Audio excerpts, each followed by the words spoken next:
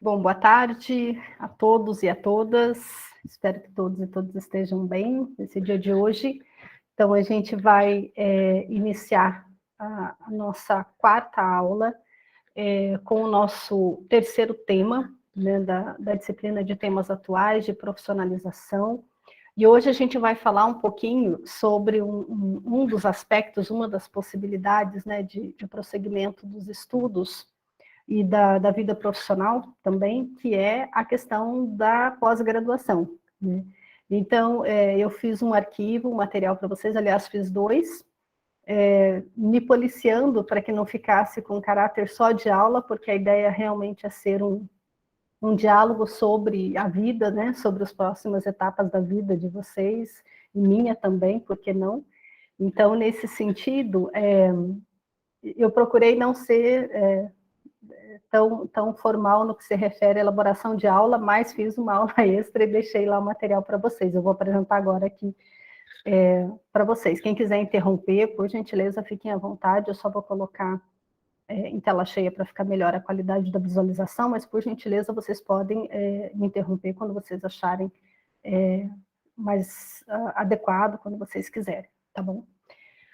Bom, eu queria começar essa fala sobre a questão da pós-graduação, a questão do prosseguimento dos estudos e o prosseguimento da vida profissional, considerando a pós-graduação, porque essa é uma das possibilidades que fica muito forte, né, quando vocês vão acabando o curso de graduação de vocês, né, principalmente quem está aí no quinto ano, né, mais ainda, o quarto ano, já começa a pensar, bom, a partir daqui eu vim num determinado caminho, houve outros caminhos, né, que estiveram à margem das minhas escolhas, e agora chega um momento em que eu preciso decidir, né, em que eu preciso saber, vou para a pós-graduação ou vou para o mercado de trabalho, ou vou fazer uma outra graduação, o que eu vou fazer, né? Então, eu acho que a vida, uma coisa importante da gente dizer que a vida ela é cheia de possibilidades, e agora ela só vai ser cheia de possibilidades plenas e efetivas se a gente fizer escolhas, se a gente optar por efetivamente realizar, né?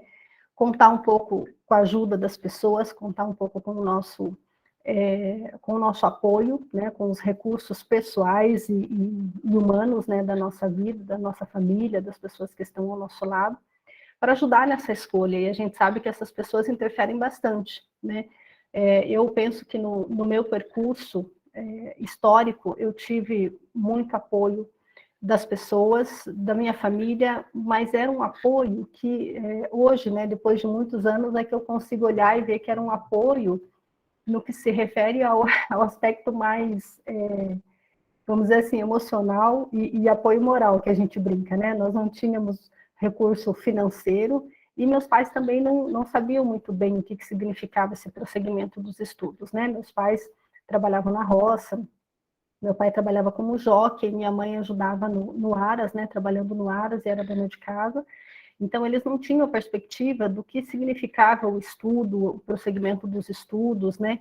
Então, eu tenho meu pai até hoje, ele continua incentivando, ajudando, mas sem saber exatamente os detalhes do que significa. Então, é muito comum isso, talvez vocês vejam isso na família, né? Tenha isso na família de vocês, quando vocês, as pessoas perguntam, mas o que você está fazendo? Aí você diz, eu estou estudando, estou na graduação, estou isso, aquilo. E aí as pessoas da família às vezes olham e dizem, nossa, mas o que é isso? Por que precisa estudar tanto? Para quê, né? Você já aprendeu, já sabe ler e escrever, já sabe, né? Já tem um pouco de possibilidade para o mercado de trabalho, então por que precisa de mais coisas, né? De mais estudo?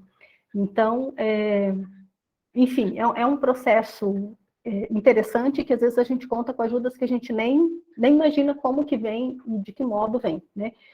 E, nesse momento, a pós-graduação ela é apenas mais uma possibilidade, né? Dentre muitas outras, né? E para falar um pouquinho disso, eu gostaria de apresentar para vocês um arquivo sobre a minha formação pessoal e depois também sobre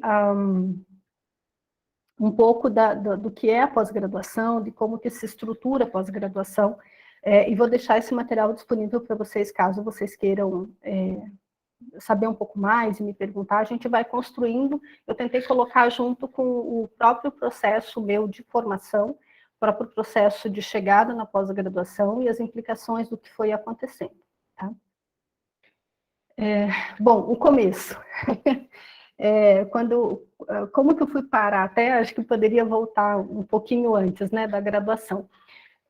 Mas quando eu estava no ensino médio, eu tive um professor muito especial, que é o professor Jaciel, né? O professor Jaciel era meu professor de matemática, e o professor Jaciel, ele via que eu ia bem em matemática, eu gostava, né, de estudar, e foi ele vendia livros na época, né? E um dia o professor Jaciel chegou com um presente para mim, ele me deu um livro de matemática do Bongiorno, e um livro de português do Segala, né, eram 2 livros bem grandes, assim, e ele me deu de presente e falou, olha, Jane, seria importante você continuar estudando e tal. E na época que ele fez esse incentivo, né, eu trabalhava durante o dia, eu era auxiliar de dentista, né, trabalhei durante 4 anos como auxiliar de dentista, antes de ser professora, e aí, enquanto eu estava fazendo o ensino médio, né, trabalhava como auxiliar de dentista durante o dia, fazia o ensino médio à noite, e esse professor foi quem me incentivou, que orientou, falou como é que era, porque naquela época a gente não tinha acesso à internet, isso era 1995, né, eu entrei na graduação em 95, então foi ele que incentivou para que eu fosse fazer a prova e tal. O resultado do vestibular, inclusive, eu escutei no rádio, que a gente não tinha muitas outras formas de acesso, então foi no rádio que eles deram a informação. Enfim, e aí eu fui fazer o curso, escolhi o curso de Ciências Naturais, porque as outras opções era uma faculdade de filosofia também, né? Mais tarde eu vinha saber que as FFs foram criadas, né, na década de 30, várias pelo país, então na cidade de Irati tem a FECLE até hoje, né? Que é também uma faculdade de Ciências e Letras. E eu escolhi Ciências Naturais primeiro, era um curso considerado de licenciatura curta, né, um curso que praticamente não existe mais, e é um curso que nos habilitava a dar aula de Química, Física, Matemática e Biologia para a educação básica, né, essas disciplinas básicas para a educação básica. Assim que eu terminei o curso de Ciências Naturais, eu fiz o curso de Biologia, né, logo na sequência, então fiz uma graduação de 5 anos, juntando os 2 cursos, né. Foram cursos, é uma área de conhecimento que eu sempre digo que eu queria fazer de novo, né? Queria fazer aqui na USP ou em outra universidade, mas eu sou apaixonada pelo curso que eu fiz, não tenho um pingo de arrependimento, foi um curso que me deixou muito feliz, e eu digo sempre que eu penso como bióloga, né? Raciocino, tiro conclusões, analiso como biólogo, vocês verão que essa constituição, essa identidade da graduação vai acabar marcando a identidade de vocês também. Isso é uma coisa que eu acho muito interessante, né? A gente começa a olhar o mundo com esse óculos que a graduação nos oferece, né? Então, no curso de biologia, nesse curso de biologia de ciências naturais, a gente viajava muito, né? Eu coloquei algumas fotos aqui antigas, né? Fiz a foto da foto aqui para vocês verem, que obviamente eram fotos de máquina ainda, né? Da maquininha com filme. Então, estou eu e o meu amigo Jay Marinho aqui andando de barco, acho que nós estávamos aqui nessa viagem, estava sempre esse coletivo, né, viajando junto, acho que nós estávamos no litoral do Paraná, na Ilha do Mel, essa daqui nós estávamos analisando as rochas na região de Ponta Grossa, né, tem um parque muito bonito ali que se chama Vila Velha, né, então a gente ia bastante para lá. Aqui também algum litoral, não sei, mas a gente viajava bastante, acampava bastante, é um curso em que a gente precisa viajar muito como parte do trabalho, e eu tive uma professora muito especial nesse período, que foi a professora Ângela, que aqui está, né, que coordenava essas atividades e que foi sem dúvida alguma, a professora que mais me marcou durante a graduação, né, por sua acolhida, por sua qualidade de ensino, por sua afetividade, então eu trago com muito carinho na lembrança esses professores, e eu sempre agradeço, né? Já escrevi, liguei para o Jaciel para agradecer, né, esses tempos, esses anos passados, para agradecê-lo. Também com a Ângela mantenho contato, agradeço sempre, porque acho que são pessoas que, às vezes, a gente pisca o olho e essas pessoas não estão mais aqui. Então, é muito importante, eu acho, pelo menos, a gente ter essa gratidão e expressar essa gratidão. Não apenas falando aqui, mas expressando a essas pessoas, né? É muito especial, né? Acho que quando o aluno passa um certo tempo e volta para contar para a gente o que está fazendo, o que está acontecendo, né? Quais foram as escolhas, né? Os caminhos. E a Ângela e o Jaciel, sem dúvida alguma, são pessoas que eu tenho no coração e agradeço sempre, né? E às vezes o tempo passa, né? Como eu falei em uma aula outro dia, acho que alguns alunos aqui estavam na aula, né? Uma das atividades que eu faço bastante nas aulas de História da Ciência é aquele histórico, né? Comparativo do desenvolvimento humano, da gestação, com os períodos históricos da ciência, né? E quem me ensinou isso foi o professor Ivo, né? Tristes, e o professor Ivo, esses dias eu liguei para ele para contar e agradecer, e infelizmente tive a notícia de que ele não está mais conosco. Então, quer dizer, o tempo passa, as pessoas vão embora, é importante a gente lembrar das histórias, né? Bom, enfim, então essa é a Unicentro, né? Essa é uma foto um pouco mais antiga, né? Aqui atrás tinha parte da pessoal de educação física, né? As quadras aqui atrás, e a pista. Era um antigo seminário de padres, né? Que foi cedido para a Unicentro. Hoje é uma universidade já, é um campus maior, né? Esse daqui é o campus de Irati, mas a matriz lá, a sede fica em Ponta Grossa, em Guarapuava, perdão, em Guarapuava. Irati é o campus, né? E hoje em dia é grande, está com muitos cursos que na época não havia, né? Nós tínhamos só 4 cursos quando eu fiz, né? Um curso noturno de licenciatura. Depois que eu terminei o terceiro ano, então fiz 3 anos de ciências naturais, eu já fui trabalhar na educação básica como professora de educação básica, né?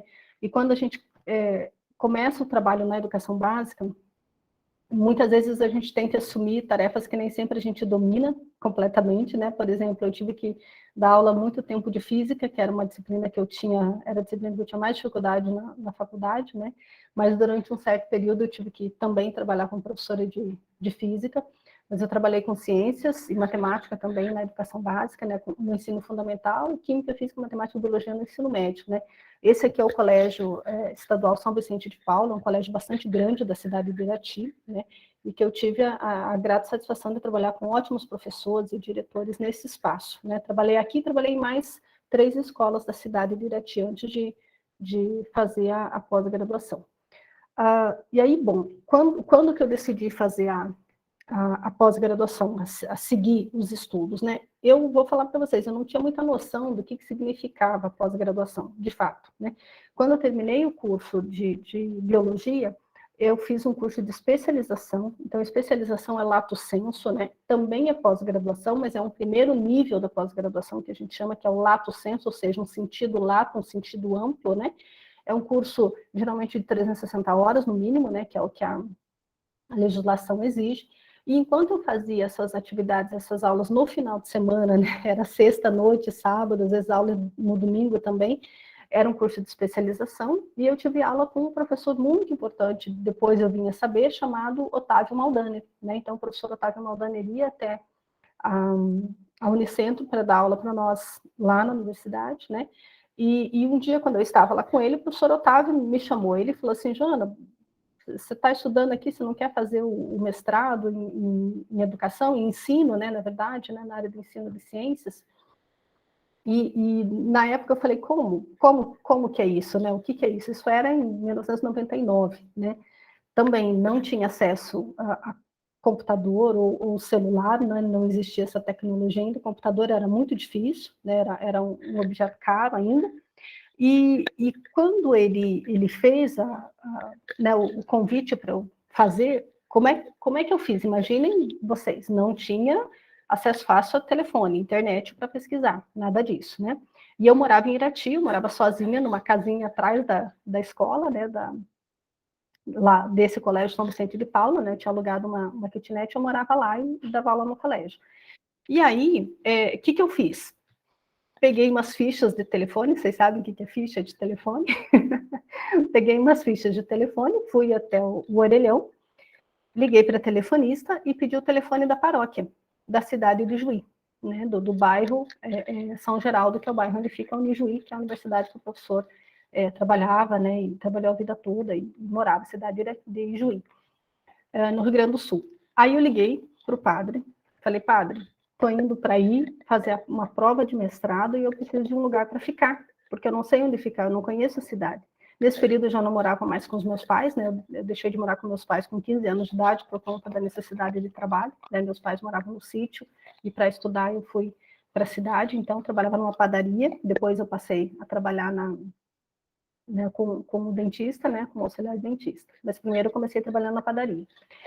Enfim, aí liguei para o padre falou, não, pode vir, minha filha, arrumo, tem a casa das irmãs, das freiras que moram aqui em frente da igreja, e elas acolhem você no período da prova, eram 3 dias de prova. Tomei o ônibus, fui a Curitiba, de Curitiba para Ijuí, 12 horas de viagem, né, 12 horas, e chegando lá, fiquei na casa das irmãs, fui muito bem acolhida, fiz a prova, né, e aí toda aquela dúvida, como é que era essa prova, né, edital, como é que, pensa, é extremamente importante que a gente conheça uma coisa chamada edital. O que é um edital? Edital é um documento onde tem as regras de como que vai acontecer esse processo de avaliação, né? Então, como que é essa prova de ingresso? Quando vocês pensarem, quando vocês decidirem fazer uma prova de ingresso no mestrado, né, o que vocês vão fazer? Por onde que vocês vão começar? Né? Primeiro, saber aonde que vocês vão fazer, que universidade, esse é o primeiro ponto. E o segundo ponto é pegar esse edital, porque esse edital é um documento que tem um detalhamento do processo, né? Então, que documento que é necessário, tem que ter identificação, então, a cópia dos documentos, o teu projeto de pesquisa, o certificado de língua estrangeira, às vezes no início, às vezes, né, durante o percurso. E para cada programa, para qual programa de pós-graduação vocês escolherem, ele vai ter um processo um pouco diferente. E isso para mim foi muito difícil na época, porque ter acesso ao edital, já tinha internet, mas o acesso era muito, muito difícil, internet de escada, aquela coisa toda, né? Então o professor fez cópia e mandou para mim por correio, e eu mandei para lá também o meu projeto por correio, né? Toda a minha especialização, na verdade, eu fiz por correio, eu escrevia lápis, botava no correio e mandava para o professor no Rio Grande do Sul, ele corrigia a minha monografia, né? Minha monografia de especialização foi corrigida à mão, e aí ele mandava novamente, eu corrigia, né? E aí foi assim, mandando pelo correio. Aí chegando lá, qual que era o processo? Então eu fiz primeiro uma prova escrita, né? Essa prova escrita sobre o que é? Vai estar escrito no edital. O edital, ele tem uma quantidade de pontos, pode ser 5 pontos, podem ser 10 pontos, depende do edital, e são pontos, por exemplo, se vocês pegarem, depois a gente pode até abrir, né, se vocês quiserem, a página do programa de pós-graduação, por exemplo, da educação, que é onde eu faço parte. Lá vai ter os itens, né, então, esses 5 pontos, ou esses 10 pontos que serão possíveis de serem sorteados na hora da prova. Então, quando chega a hora da prova escrita, é sorteado esse ponto, e aí você tem que fazer uma prova escrita sobre aquele tema. Geralmente é um tipo de prova por dia, então um dia a prova escrita, e no outro dia a entrevista, por exemplo, que vai ser a defesa do seu projeto, né? Geralmente eles fazem assim. Então eu fiz a prova escrita lá, e depois no outro dia foi a entrevista, mas quem que ia para a entrevista? Somente quem tivesse a prova escrita e o projeto aprovados, né, de antemão. E aí, quando chega na entrevista, o que acontece? Eles vão perguntar a respeito do seu projeto, para saber se foi você realmente que escreveu, para saber se você tem noção do que você escreveu, né? Então, por isso que eu acho muito interessante no curso aqui da USP, né, nesse curso nosso de licenciatura, o fato de vocês terem duas disciplinas, na verdade, uma de metodologia e uma de pesquisa. Por quê? Porque quando vocês forem para o mestrado, quando vocês forem fazer um projeto de mestrado, vocês sabem do que se trata, né? Eu tinha uma noção muito, muito rasa do que era isso, né? Muito rasa.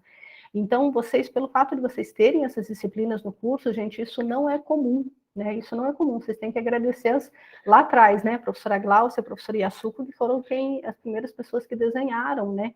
A matriz desse curso que vocês fazem parte, né? As primeiras matrizes, né? A primeira matriz curricular foi Yasuko e Glaucia.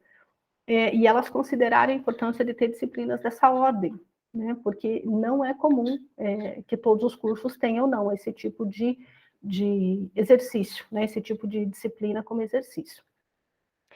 Muito bem. Aí, durante a entrevista, então, eles perguntam, e aí é muito importante, assim, o que eu sugiro a vocês? Que leiam quais são as referências bibliográficas que esse edital recomenda, quais são os livros que esse edital recomenda. Por quê? Porque quando chegar na prova escrita, é importante que vocês citem, que vocês referenciem esses referenciais que estavam lá no edital.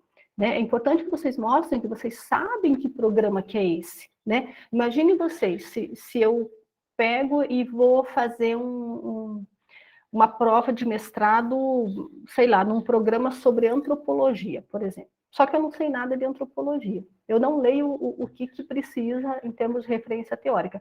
Quando chega lá, eu começo a falar só de pesquisadores da área da, sei lá, da educação e saúde, por exemplo. Nós temos um coletivo de educadores, né, pessoal que trabalha com educação e saúde. Aí o pessoal do programa, que é de antropologia, vai dizer, nossa, está muito bem escrito o que ela escreveu, mas não tem nada a ver com os autores e com a característica do nosso programa, né? Então, esse projeto não vai ser aprovado. Entendem? Então, muitas vezes a gente percebe que tem pessoas que escrevem bem, conseguem fazer um projeto exequível. O que é exequível? Que tenha chance de ser realizado, que possa ser realizado. Só que acaba colocando em algum programa, que é um programa que não tem ninguém ali para orientar. Né? Ou então, por exemplo, eu quero fazer mestrado em educação. Pronto, decidi que eu quero fazer mestrado em educação para ter o título de mestrado em educação. Só que aí eu mando o projeto para um programa que não tem ninguém dentro daquele programa, por exemplo, que trabalhe com tecnologia, com novas tecnologias da educação, por exemplo. Né? Então, o que acontece? Meu projeto pode estar excelente, eu posso ter feito um bom trabalho, posso ter lido alguma coisa dos referenciais lá deles, só que não vai ter nenhum orientador lá que tenha linha de pesquisa relacionada com isso. O que acontece? Meu projeto vai ser aprovado? Talvez até seja, mas talvez ele seja aprovado por mérito, mas não tenha ninguém para orientar. Então, eu não posso entrar no programa, eles reprovam na última fase. Né?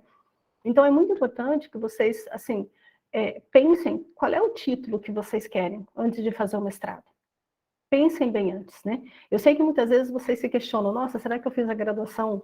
Será que eu entrei no curso de graduação que eu deveria? Será que eu deveria ter feito outra coisa na vida? Será que eu deveria ter feito letras, pedagogia, medicina, qualquer outra coisa, né? Não sei. Agora, é muito complicado quando a gente se apercebe disso durante o mestrado, né? Ou durante o doutorado. Você termina o doutorado e aí depois, caramba, o que eu vou fazer com esse título? Né? Eu sou doutor em ciências pela USP, a área de habilitação química. Só que eu quero dar aula de, sei lá, do campo da educação. E aí, esse título vai me servir? Não vai servir. Então, a gente precisa escolher muito bem antes qual é o título que você quer ter. Né? Vocês vão ter um diploma de licenciados e bacharéis em química, né? Esse é um diploma. Agora, o título de mestre, o título de doutor, é ele que abre uma determinada porta ou não, muitas vezes, para você num concurso. Né? Então, precisa prestar atenção nisso. Bom, e aí, se você é aprovado, beleza, né? Vamos tocar o barco, vamos mudar de cidade, vamos, enfim, começar um novo mundo, né? E na Unijuí, para mim, foi um lugar muito bom. Eu fui muito feliz naquele programa. Agora, e se a gente não for aprovado? Né? Aí fica triste, desanima e tal. Eu costumo dizer que nada acontece por acaso. Né? Eu tenho certeza disso, é uma convicção que eu tenho. Se não foi aprovado, é porque não era para ser aprovado ali. Né? Não era para ser naquele momento, não era para ser naquele lugar, não era para ser com aquelas pessoas. Né? E às vezes tem outras coisas ali outras coisas que vão acontecer na nossa vida, tem um outro caminho logo ali na frente, que aquele caminho sim era o seu, né? Então, não desanimem se vocês fizerem a primeira prova de mestrado e não ser aprovado, né? O sucesso, às vezes a gente se livra de alguns problemas, né? Às vezes esse aparente sucesso de um momento esconde algo que pode não ser muito adequado. Muito bem, aí fui aprovada, o que eu fiz? Vendi todas as coisas da minha kitnet, doei muita coisa, né? Volto eu para Irati, então lá em Irati, eu doei e vendi as coisinhas da minha kitnet e fui de mala e cuia, como a gente diz no Sul, né? Fui de mala e cuia para o Rio Grande do Sul, para Ijuí, morar onde? Né? As irmãs me convidaram para morar. Eu deveria até ter tirado alguma foto aqui para poder mostrar para vocês. Eu morava eu brinco que era no calabouço, né? Era na parte subterrânea da casa, tinha uma garagem que elas fecharam, então eu ficava ali era o meu quartinho, né? E foi algo muito especial para mim. Eu falo isso com muito carinho, porque às vezes as pessoas falam, nossa, Jona, mas foi sofrido, né? E eu digo, não foi sofrido de forma alguma. Não me faltou um teto, não me faltou alimento, não me faltou a oração. Eu sou católica, então para aqueles que acreditam, né? Não me faltou nada, né? Eu tinha pessoas muito queridas, pessoas do bem ao meu lado, né? E era tudo muito simples, né? Era uma caminha de madeira muito simples, era uma janelinha, sabe aquela janelinha pequenininha de ventrola de banheiro, era aquilo. E foi um lugar onde eu fui muito feliz, muito feliz. Então, a Unijuí é uma universidade muito bonita, né? Aqui tem uma foto da parte central da biblioteca, aqui algumas fotos com os colegas. Então, os prédios são assim, né? São prédios todos térreos, com uma arborização maravilhosa. Essas árvores são plátanos, né? Aquelas árvores, no sul é frio o tempo todo, né? Então, são aquelas árvores que tem no Canadá, sabe? Aquela folha laranja e amarela. Então, é sempre um clima de outono muito bonito. Essa pessoa, esse senhor aqui, é um professor muito famoso, muito importante, que é o Mário Osório Marques, né? E as colegas aqui. Fazíamos churrasco, isso era muito comum, né? Aqui era um churrasco na casa do meu orientador. Fazíamos viagens conjuntas, então é que nós no ônibus indo viajar, e assim, aí você diz, nossa, Jana, mas você ia viajar para quê? Né? Por que vocês viajavam? A Unijuí tinha uma característica muito interessante, o programa, o mestrado deles em Educação e Ciências, que era o fato de ter turmas de disciplina obrigatória. Então, quando nós entramos em 25, né? Entramos em 25 e nós tínhamos disciplinas obrigatórias, uma ou outra disciplina que era optativa. Isso significava que toda semana, né, 2 vezes na semana, nós tínhamos aulas obrigatórias, terça e quinta, primeiro, depois variava, né, às vezes tinha semestre que mais, semestre que menos, mas nós tínhamos muitas disciplinas obrigatórias, e estavam juntos os 25. Então, a gente fez um corpo, o professor Mário Osório costumava dizer que nós éramos um corpo discente, né, porque o corpo, ele tem os membros que, né, se encaixam, né, que se articulam. Então, nós éramos um corpo docente. E nós íamos nessas viagens, às vezes, no campo de pesquisa de algum colega. Essa é uma viagem, por exemplo, que foi no campo de pesquisa da Margarete, que era uma colega que pesquisava a questão da subjetividade feminina nos assentamentos do MST. E nós fomos para Veranópolis, no assentamento do MST. Né? Então, nós fomos lá, junto com ela, conhecer as pessoas, conversar. Então, quer dizer, foi um mestrado que eu digo assim, muito especial. É muito, muito diferente porque ele foi feito no coletivo. Né? Outra coisa que nós fazíamos aqui tem uma foto também, eram os cafés da manhã, o almoço juntos, né? Fazíamos os cafés campeiros, o almoço campeiro, como eles chamam lá, todos juntos. Então, foi um período muito especial. Com relação ao conteúdo, eu estudei a linguagem dos professores, os discursos dos professores, trabalhei com formação continuada de professores, e lá eu consolidei o referencial teórico vygotskiano que eu venho trazendo até hoje na minha vida, né? Durante muito, muito tempo. Mas o que tinha que fazer, né? Eu falei das disciplinas que eram obrigatórias, das disciplinas que eram optativas, né, nós poderíamos fazer. Então, eu trouxe aqui um panorama para vocês verem da USP hoje como que é. A partir do momento que vocês entram no mestrado, aqui na educação principalmente, né, esse daqui são os dados da educação, mas é semelhante aos outros, né, às vezes tem uma ou outra diferença. Mas o que ocorre? Como vocês já sabem, a gente chama de crédito, né, crédito semelhante ao que vocês têm na graduação, né? Isso é um termo que no ensino médio, né, vocês nem imaginavam esse tipo de nomenclatura, talvez, né? Que a gente trabalhava só com disciplina. Então, no mestrado, nós temos que fazer 96 unidades de crédito, sendo que 36 dessas unidades são disciplinas, né? Disciplinas que você tem que cumprir. Não há disciplinas obrigatórias no nosso curso.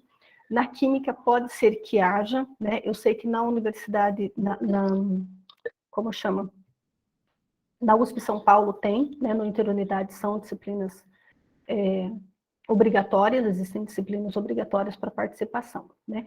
Dessas 36 disciplinas que nós temos, 36 créditos em disciplinas que nós temos que cumprir, o que acontece? 18 delas podem ser relativas a eventos, então eu tenho que cumprir uma certa quantidade, mas 18 pode ser, por exemplo, eu apresentei num congresso, eu apresentei o trabalho num evento científico e houve publicação nos anais do evento, por exemplo. Eu apresento o trabalho, pego o certificado, pego cópia dessa publicação nos anais do evento, apresento para o programa de pós-graduação e aí eles aprovam ou não aquela quantidade de créditos. Eu posso pedir 6, eu posso pedir 12, né? e aí até, no máximo, 18. E 60 unidades de crédito são relativos à dissertação, tá certo? São relativos à dissertação. Ah, Joana, todos esses créditos, essas unidades eu tenho que fazer no programa que eu me inscrevi? Porque, vejam, o programa, às vezes até o pessoal fala, nossa, Joana, mas você é do departamento de Química, mas você trabalha na pós-graduação lá da educação, lá da pedago, né? Como que é isso? Na verdade, pessoal, a organização da pós-graduação, os programas de pós-graduação, eles não são necessariamente decorrentes do programa, do departamento, desculpe. Então, o nosso programa lá da educação, por exemplo, ele tem a maioria dos professores, de fato, do curso de pedagogia, mas ele tem professores da química, que sou eu, eles têm professores da educação física, professor Renato, professora Miriam, por exemplo, né? Professores que são da biologia, não sei se a Sumi está na biologia, ou estava, então nós temos a Sumi. Então, quer dizer, são professores de outros departamentos que se juntam num programa, não há problema algum nisso, né? Não há problema algum. Aí, no departamento de Química, vocês têm, a maioria dos professores são do departamento de Química. Ah, Joana, mas você não pode orientar no programa de Química? Eu até posso, mas eu posso ser permanente ou eu posso ter um vínculo parcial. Né? Eu nunca fiz solicitação de vínculo no departamento de Química. Por quê? Porque existem características do programa que são características diferentes daquilo que eu, como docente, consigo oferecer para este programa. Né? Porque esse programa é avaliado com determinados tipos de revista. Né? Isso é uma coisa importante. Né? As notas dos programas dependem do tipo de revista e da qualidade das revistas que os professores publicam. Então, eu publico em revistas da área do ensino e da área da educação, que nem sempre são bem avaliadas para a área da química, e vice-versa. E vice-versa. Pode muito bem o professor da área da química, ou da física, ou da matemática, tanto faz, se inscrever para ser professor, pedir para ser professor do programa de pós-graduação em educação. Ele vai ser aprovado?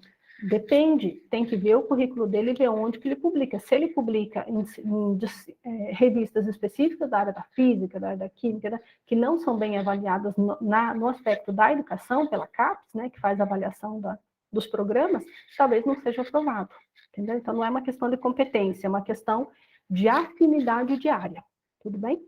Pessoal, alguma dúvida por enquanto? Eu estou falando bastante. Tudo bem? Tudo certo, professora. Tudo certo, professor. Tá bom, se tiverem qualquer questão, por favor. Bom, então, com relação ao doutorado, terminei o mestrado, agora vou fazer o doutorado. Passa de 96 créditos para 152 créditos, né? 32 em disciplinas, 12 podendo ser realizados em eventos. Joana, eu acho que estou preparada para tentar o doutorado direto. Vou sair da graduação e vou dar um passo grande na minha vida. Vou tentar o doutorado direto. Me sinto capacitada para. Me sinto capacitado para.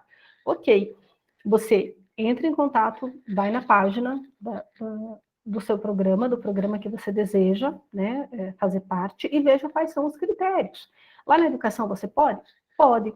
Se você for aprovado, né, eles vão avaliar com um critério um pouquinho maior, no sentido de analisar, bom, a pessoa está querendo um doutorado direto, mas vamos ver se ela tem a competência de pesquisa. Então, o projeto tem que estar melhor estruturado, né, tem que estar mais denso. Um projeto de doutorado tem que ser muito mais sólido que um projeto de mestrado. No projeto de mestrado, a gente precisa muitas vezes redefinir, não dá para ser exatamente aquilo que o aluno solicitou, né, pediu, enfim, não é possível realizar daquela forma, preciso fazer adequações. Doutorado também, mas menos adequações do que poderia acontecer com o mestrado, né? Então, nesse caso, olha lá, para o doutorado direto, você tem que cumprir 192 créditos, ao invés de só 152 ou 96 aqui, tá vendo? Então, aumenta bem, né? Duplica da quantidade do mestrado. 72 em disciplinas, né? 120 da escrita, 24 relativas a evento. Uma coisa importante com relação às disciplinas, preciso fazer todas as disciplinas no meu programa de pós-graduação que eu escolhi? Não, você pode fazer, claro que é importante que você faça algumas, né, para você conhecer, inclusive, o corpo docente, conhecer como é que a característica do programa, provavelmente você escolheu aquele programa de pós-graduação porque ali tem pessoas e disciplinas que te interessam, senão você não teria escolhido, né? Então você vai fazer algumas disciplinas ali, sim. Só que você pode também fazer disciplinas em outros programas. Por exemplo, eu tenho uma aluna agora de mestrado, a Lidiane, acho que alguns de vocês conhecem, que está fazendo disciplina em Mato Grosso do Sul. Né? Tá vendo lá? Já tive alunos que fizeram disciplina em São Paulo. Tive uma aluna que fez disciplina no Rio Grande do Sul. Né? Acho que a Mayla, se não me engano, fez disciplina no Rio Grande do Sul. Então, não há problema nenhum. Né? Ou então vai fazer na UFSCar. Na UFSCar também eu tive alunos, meus alunos, muitos deles vão para fazer disciplinas na UFSCar, porque tem um curso de pós-graduação em educação especial, que é muito interessante deles, e tem um grupo muito forte da área de tecnologia e educação também, o professor Daniel Mil, né? Então, quer dizer, vocês podem circular, vocês podem fazer disciplina ali na medicina, vocês podem fazer disciplina na odonto, onde tiver disciplina bacana, vocês podem fazer, até completar esses créditos aqui. Ah, Joana, mas eu posso fazer mais? Pode fazer mais, né? Deve, inclusive, né? Eu sempre digo para meus alunos, aproveitem, né? O período de mestrado é um período muito especial, depois que passa, a gente olha para trás e diz, nossa, mas eu queria ter feito isso, eu queria ter feito aquilo, e não fez, né? O tempo passou. Bom, então a estrutura geral do processo, seja para mestrado, seja para o doutorado, é semelhante. Então, tudo corre para que você chegue numa coisa chamada defesa. Né? No meio do percurso, você tem que fazer uma coisa chamada qualificação. O que é essa qualificação? Nos dois casos, são bancas. Como assim banca, Joana? Banca é quando você escolhe, né? Você e o seu orientador vão escolher, vão selecionar, vão indicar algumas pessoas que são pesquisadores já formados que vocês acreditam que possam contribuir de alguma maneira com o trabalho de vocês. Então, se eu tenho um aluno, por exemplo, que trabalha com a questão de tecnologia e educação, muito provavelmente a gente vai chamar um especialista em tecnologia e educação para nos ajudar a avaliar o trabalho no meio do percurso. Né? Então, mais ou menos no meio do percurso, a gente tem datas, ó, pessoal, extremamente importante, tem data certa para vocês mandarem a documentação certinho para a secretaria da pós-graduação de vocês, do programa que vocês escolherem, não pode perder data. Se você perder data, a gente, na USP, é muito, muito complicado voltar atrás, mudar sistema, não funciona. Então, assim, precisa ficar muito atento com as datas, tá? E o que caracteriza o antes, o durante, o depois e o bem depois, que é o objetivo de todo mundo chegar? Bom, primeiro, muito estudo. Vocês acham que vocês estão estudando na graduação? Quando chega no mestrado, no doutorado, você tem que ir aprofundando, né? Porque agora na graduação a gente lê de tudo um pouco, né? No mestrado, a ideia é que você aprofunde, você está se especializando numa determinada área, né? Então, escolheu sobre ensino de ciências, escolheu sobre linguagem, vai se aprofundar nos autores da área de linguagem. Teu orientador vai te dizer para que lado que você vai, né? Então, estuda bastante, faz as disciplinas, participa de grupos de estudo, grupo de pesquisa, né? Esse grupo, como eu falei para vocês, geralmente é o grupo do laboratório, onde vocês vão trabalhar. Joana, já pode participar de evento? Pode. É obrigatório? Não. Coloquei um ponto de interrogação aqui. Você pode ir para o evento ou não. Altamente indicado. Altamente indicado. Participem de eventos, né? Nem que seja como participante. Ah, Joana, mas não aceita trabalho em desenvolvimento, em andamento, só aceita trabalho pronto. Não tem problema, vai assistir o trabalho dos outros, né? É assim que a gente aprende.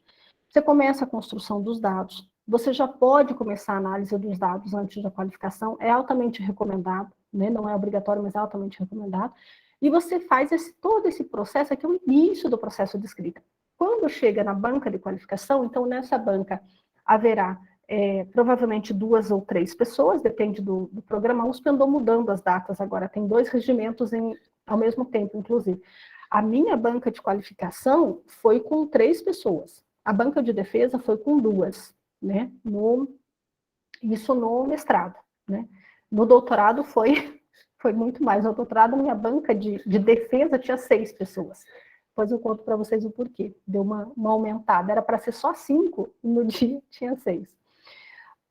Na qualificação, então, eu acredito que seja um dos períodos mais interessantes do processo da pós-graduação. Por quê? Eu acho que até ele é mais interessante do que a defesa. Porque a defesa não tem muito mais que você fazer de mudança no trabalho. Né? Já deu 2 anos, O que vai inventar moda agora? Muito pouco, você tem 2 meses para entregar o trabalho final, só dá tempo de revisar o que era necessário e pronto.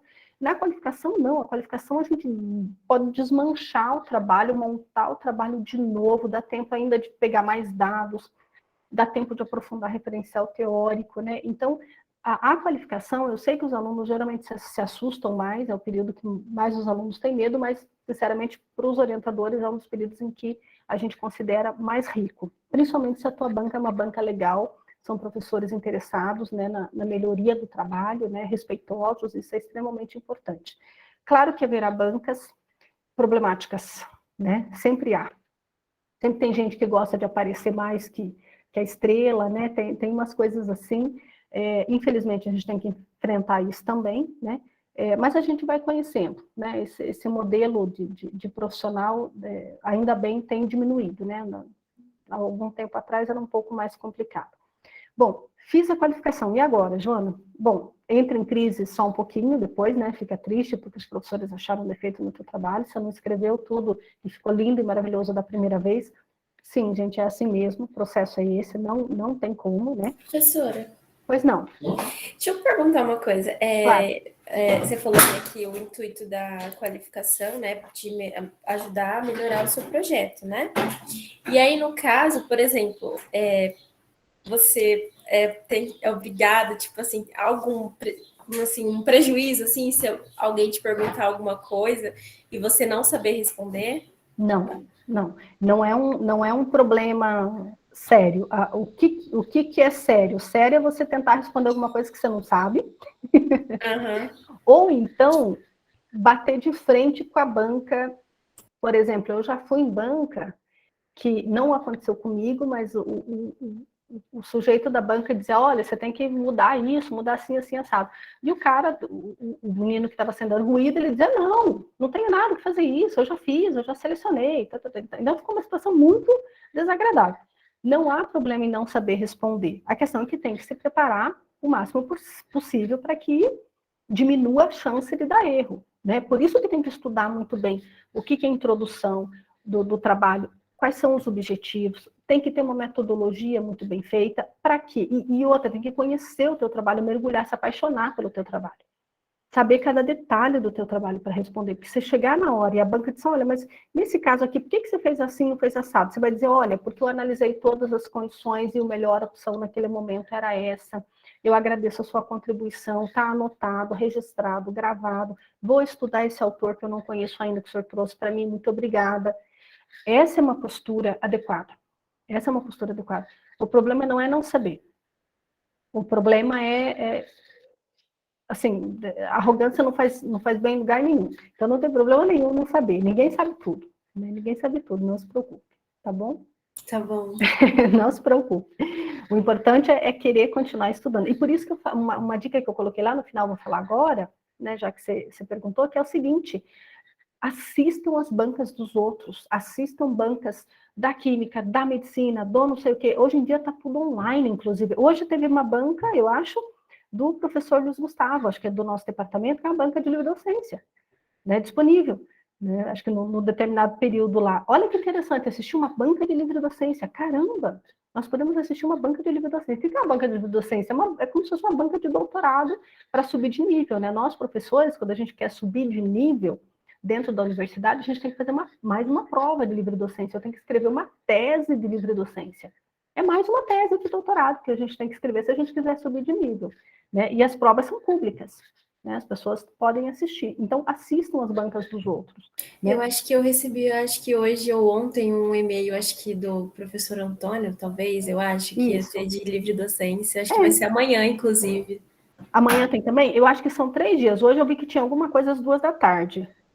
Eu acho que era dia 14 que eu tinha visto lá, e tinha até o link do Google Meet. Eu falei assim, será que a gente pode assistir? Eu não sabia disso. Pois é. Então, as provas são públicas, né? Aí tem que ver um detalhe, assim, às vezes a qualificação, o programa às vezes pode colocar, indicar que não seja pública, né? Indicar. Mas as defesas costumam ser defesas públicas, né? Costumam ser, inclusive porque tem que ter, como é que fala, transparência, né? Tem que ter transparência no processo. né? Quando é prova, então, e se alguém quiser contra-argumentar alguma coisa que foi dito, alguma coisa, no caso de livre docência ou de né, prova de doutorado, pode haver outros interesses. Uma coisa interessante também, muitas vezes muitas não, né? Mas às vezes nas bancas de áreas que envolvam o desenvolvimento de patente, a pessoa pode não apresentar todos os dados da pesquisa. Olha que interessante. Ela pode não apresentar, ela pode solicitar que não vai apresentar todos os dados da pesquisa. Aí você diz, nossa, Jana, mas ele vai apresentar o quê, então? Ele tem que apresentar tudo em volta, mas ele não pode apresentar o produto final. Por quê? Porque às vezes é segredo industrial. Às vezes o cara está desenvolvendo uma nova essência de não sei do quê. Está desenvolvendo um novo medicamento que vai fazer não sei o quê. E aí pode ter um segredo de patente em cima que não permita a apresentação desse material naquele momento. Depois, no final, ele vai ter que registrar isso, né? Tem até umas questões judiciais, dependendo do tipo. Mas é interessante, né? Interessante a gente pensar. Bom, então, estudo, disciplina. Joana, preciso fazer disciplina depois da qualificação? Depende. Se você já fez todos os créditos aqui é obrigatório. E aqui tem um ponto de interrogação que você pode fazer ou não, né? Participação no grupo de estudos, altamente recomendado, né? Participação em eventos, de novo, mas, Joana, está ponto de interrogação aqui e aqui. Ora, a gente não pode obrigar o aluno a participar do evento. Não posso obrigar um aluno meu a participar. Eu recomendo fortemente. Eu digo, olha, é extremamente importante que vá nos congressos. Os congressos, gente, são, assim, sensacionais. Principalmente quando tiver os presenciais, vão. É muito legal. Uma vez quando eu entrei aí na USP, eu entrei em 2009. Eu acho que quando foi em 2010, desculpa, pessoal, eu escutei um barulhinho, alguém que entrou ou não? Só para confirmar. Enzo. Quando eu entrei na USP em 2010, teve um evento que foi o ENEC, Encontro Nacional de Educação em Química, que aconteceu em Brasília. Gente, eu arrumei um ônibus, enchemos o ônibus e fomos para Brasília, despencamos aí do departamento para Brasília para participar do evento. Então, teve gente que apresentou trabalho, teve gente que não, e nunca mais a gente conseguiu fazer isso, né? Que tem que ter um doido, uma doida para puxar o barco e ir, porque é muito difícil ir sozinho, né? Aí você vai dizer, Jana, mas vocês foram na graduação mesmo? Na graduação mesmo, né? Participando de todos os trabalhos lá, assistindo o trabalho dos outros, assistindo a apresentação de pôster, trabalho oral, palestra, fazendo mini cursos, e foi excelente, né? Dormindo no estádio, passando frio, mas foi muito divertido. Farofa no ônibus, tudo isso faz parte, né, da vida acadêmica, é muito bom. Bom, então não é obrigatório. Análise dos dados, obrigatório, né? Aqui você poderia até estar começando, agora aqui terminou, passou qualificação, a análise dos dados tem que estar redondinha. Por quê? Porque você vai ter que apresentar na defesa. Continuação da escrita, né? E aí vem a data da defesa. É indicado que você pegue as mesmas pessoas que estavam na qualificação, não é obrigatório. É extremamente importante que essas pessoas tenha pelo menos uma ou duas de fora da instituição, de fora da USP, altamente recomendado. Por quê? Porque senão você chama só as pessoas que você já conhece, as pessoas que já são do programa, e isso não é bem avaliado, né? Tem que avaliar pessoas de fora. E aí, então, para o doutorado, né, se você decide, eu estava falando disso daqui, mas esse aspecto ele é tanto para mestrado quanto para doutorado, é o mesmo processo. Alguns programas hoje, pessoal, principalmente fora, nos Estados Unidos, Europa, eles estão enxugando esse processo. Como assim enxugando, Joana? Muitas vezes, a defesa do sujeito, ao invés de ser uma tese, aquele livro grandão com 100 páginas, 200 ou 300 páginas, ao invés de ser aquele livro, a pessoa, ao longo do percurso, vai publicando artigos, escrevendo e publicando, escrevendo e publicando, escrevendo e publicando. Quando chega no final, ele tem, sei lá, 10 artigos publicados em A1 e A2, por exemplo, que são revistas de alto impacto. Ele junta todo esse material e entrega esse conjunto de artigos publicados. Isso pode ser assumido como uma tese de doutorado, por exemplo, né? Defesas mais rápidas, às vezes tem defesas em 10 minutos, 15 minutos, né? Porque nessas bancas você tem, pela USP, você tem 1 hora para apresentar, e depois a banca tem 2 horas para apresentar o que a gente chama de arguição, que são esses questionamentos para ver se você se defende, por isso que se chama defesa. Você tem que defender a tua dissertação ou defender a sua tese, tá? Bom, então todo o processo, novamente, quando vocês forem fazer o doutorado, pessoal, lê o edital, selecionar atentamente os documentos, pelo amor de Deus, não errem nisso. Ah, Jana, mas por que você está falando isso? É tão bobo. É tão bobo, mas tem gente que às vezes tem a sua inscrição indeferida, ou seja, negada, porque não entregou a documentação adequada.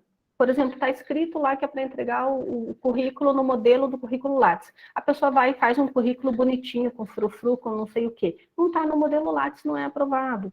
Ou então, entrega faltando alguma coisa. Né? Então, às vezes, assim, tem que prestar atenção, porque isso para qualquer edital, pessoal, para qualquer edital. Tem muita gente, quem trabalha com parte financeira, licitações, por exemplo, o pessoal é muito atento nisso. Por quê? Que envolve dinheiro, né? Licitações de empresas, por exemplo. Se você não rubrica todas as páginas de um contrato, por exemplo, seu contrato pode ser anulado. Então, você perde. Então, preste atenção, leia o edital. Eu sei que é demorado, é longo, mas é importante. Estudar para a prova de ingresso, né? Não adianta você dizer, chega na hora eu escrevo qualquer coisa, porque eu já fiz a graduação, então eu já sei o conteúdo. Não, leva material, estuda, veja como é que é o procedimento, né? Às vezes você tem um tempinho para estudar antes da prova. Só um caso para vocês aqui, né?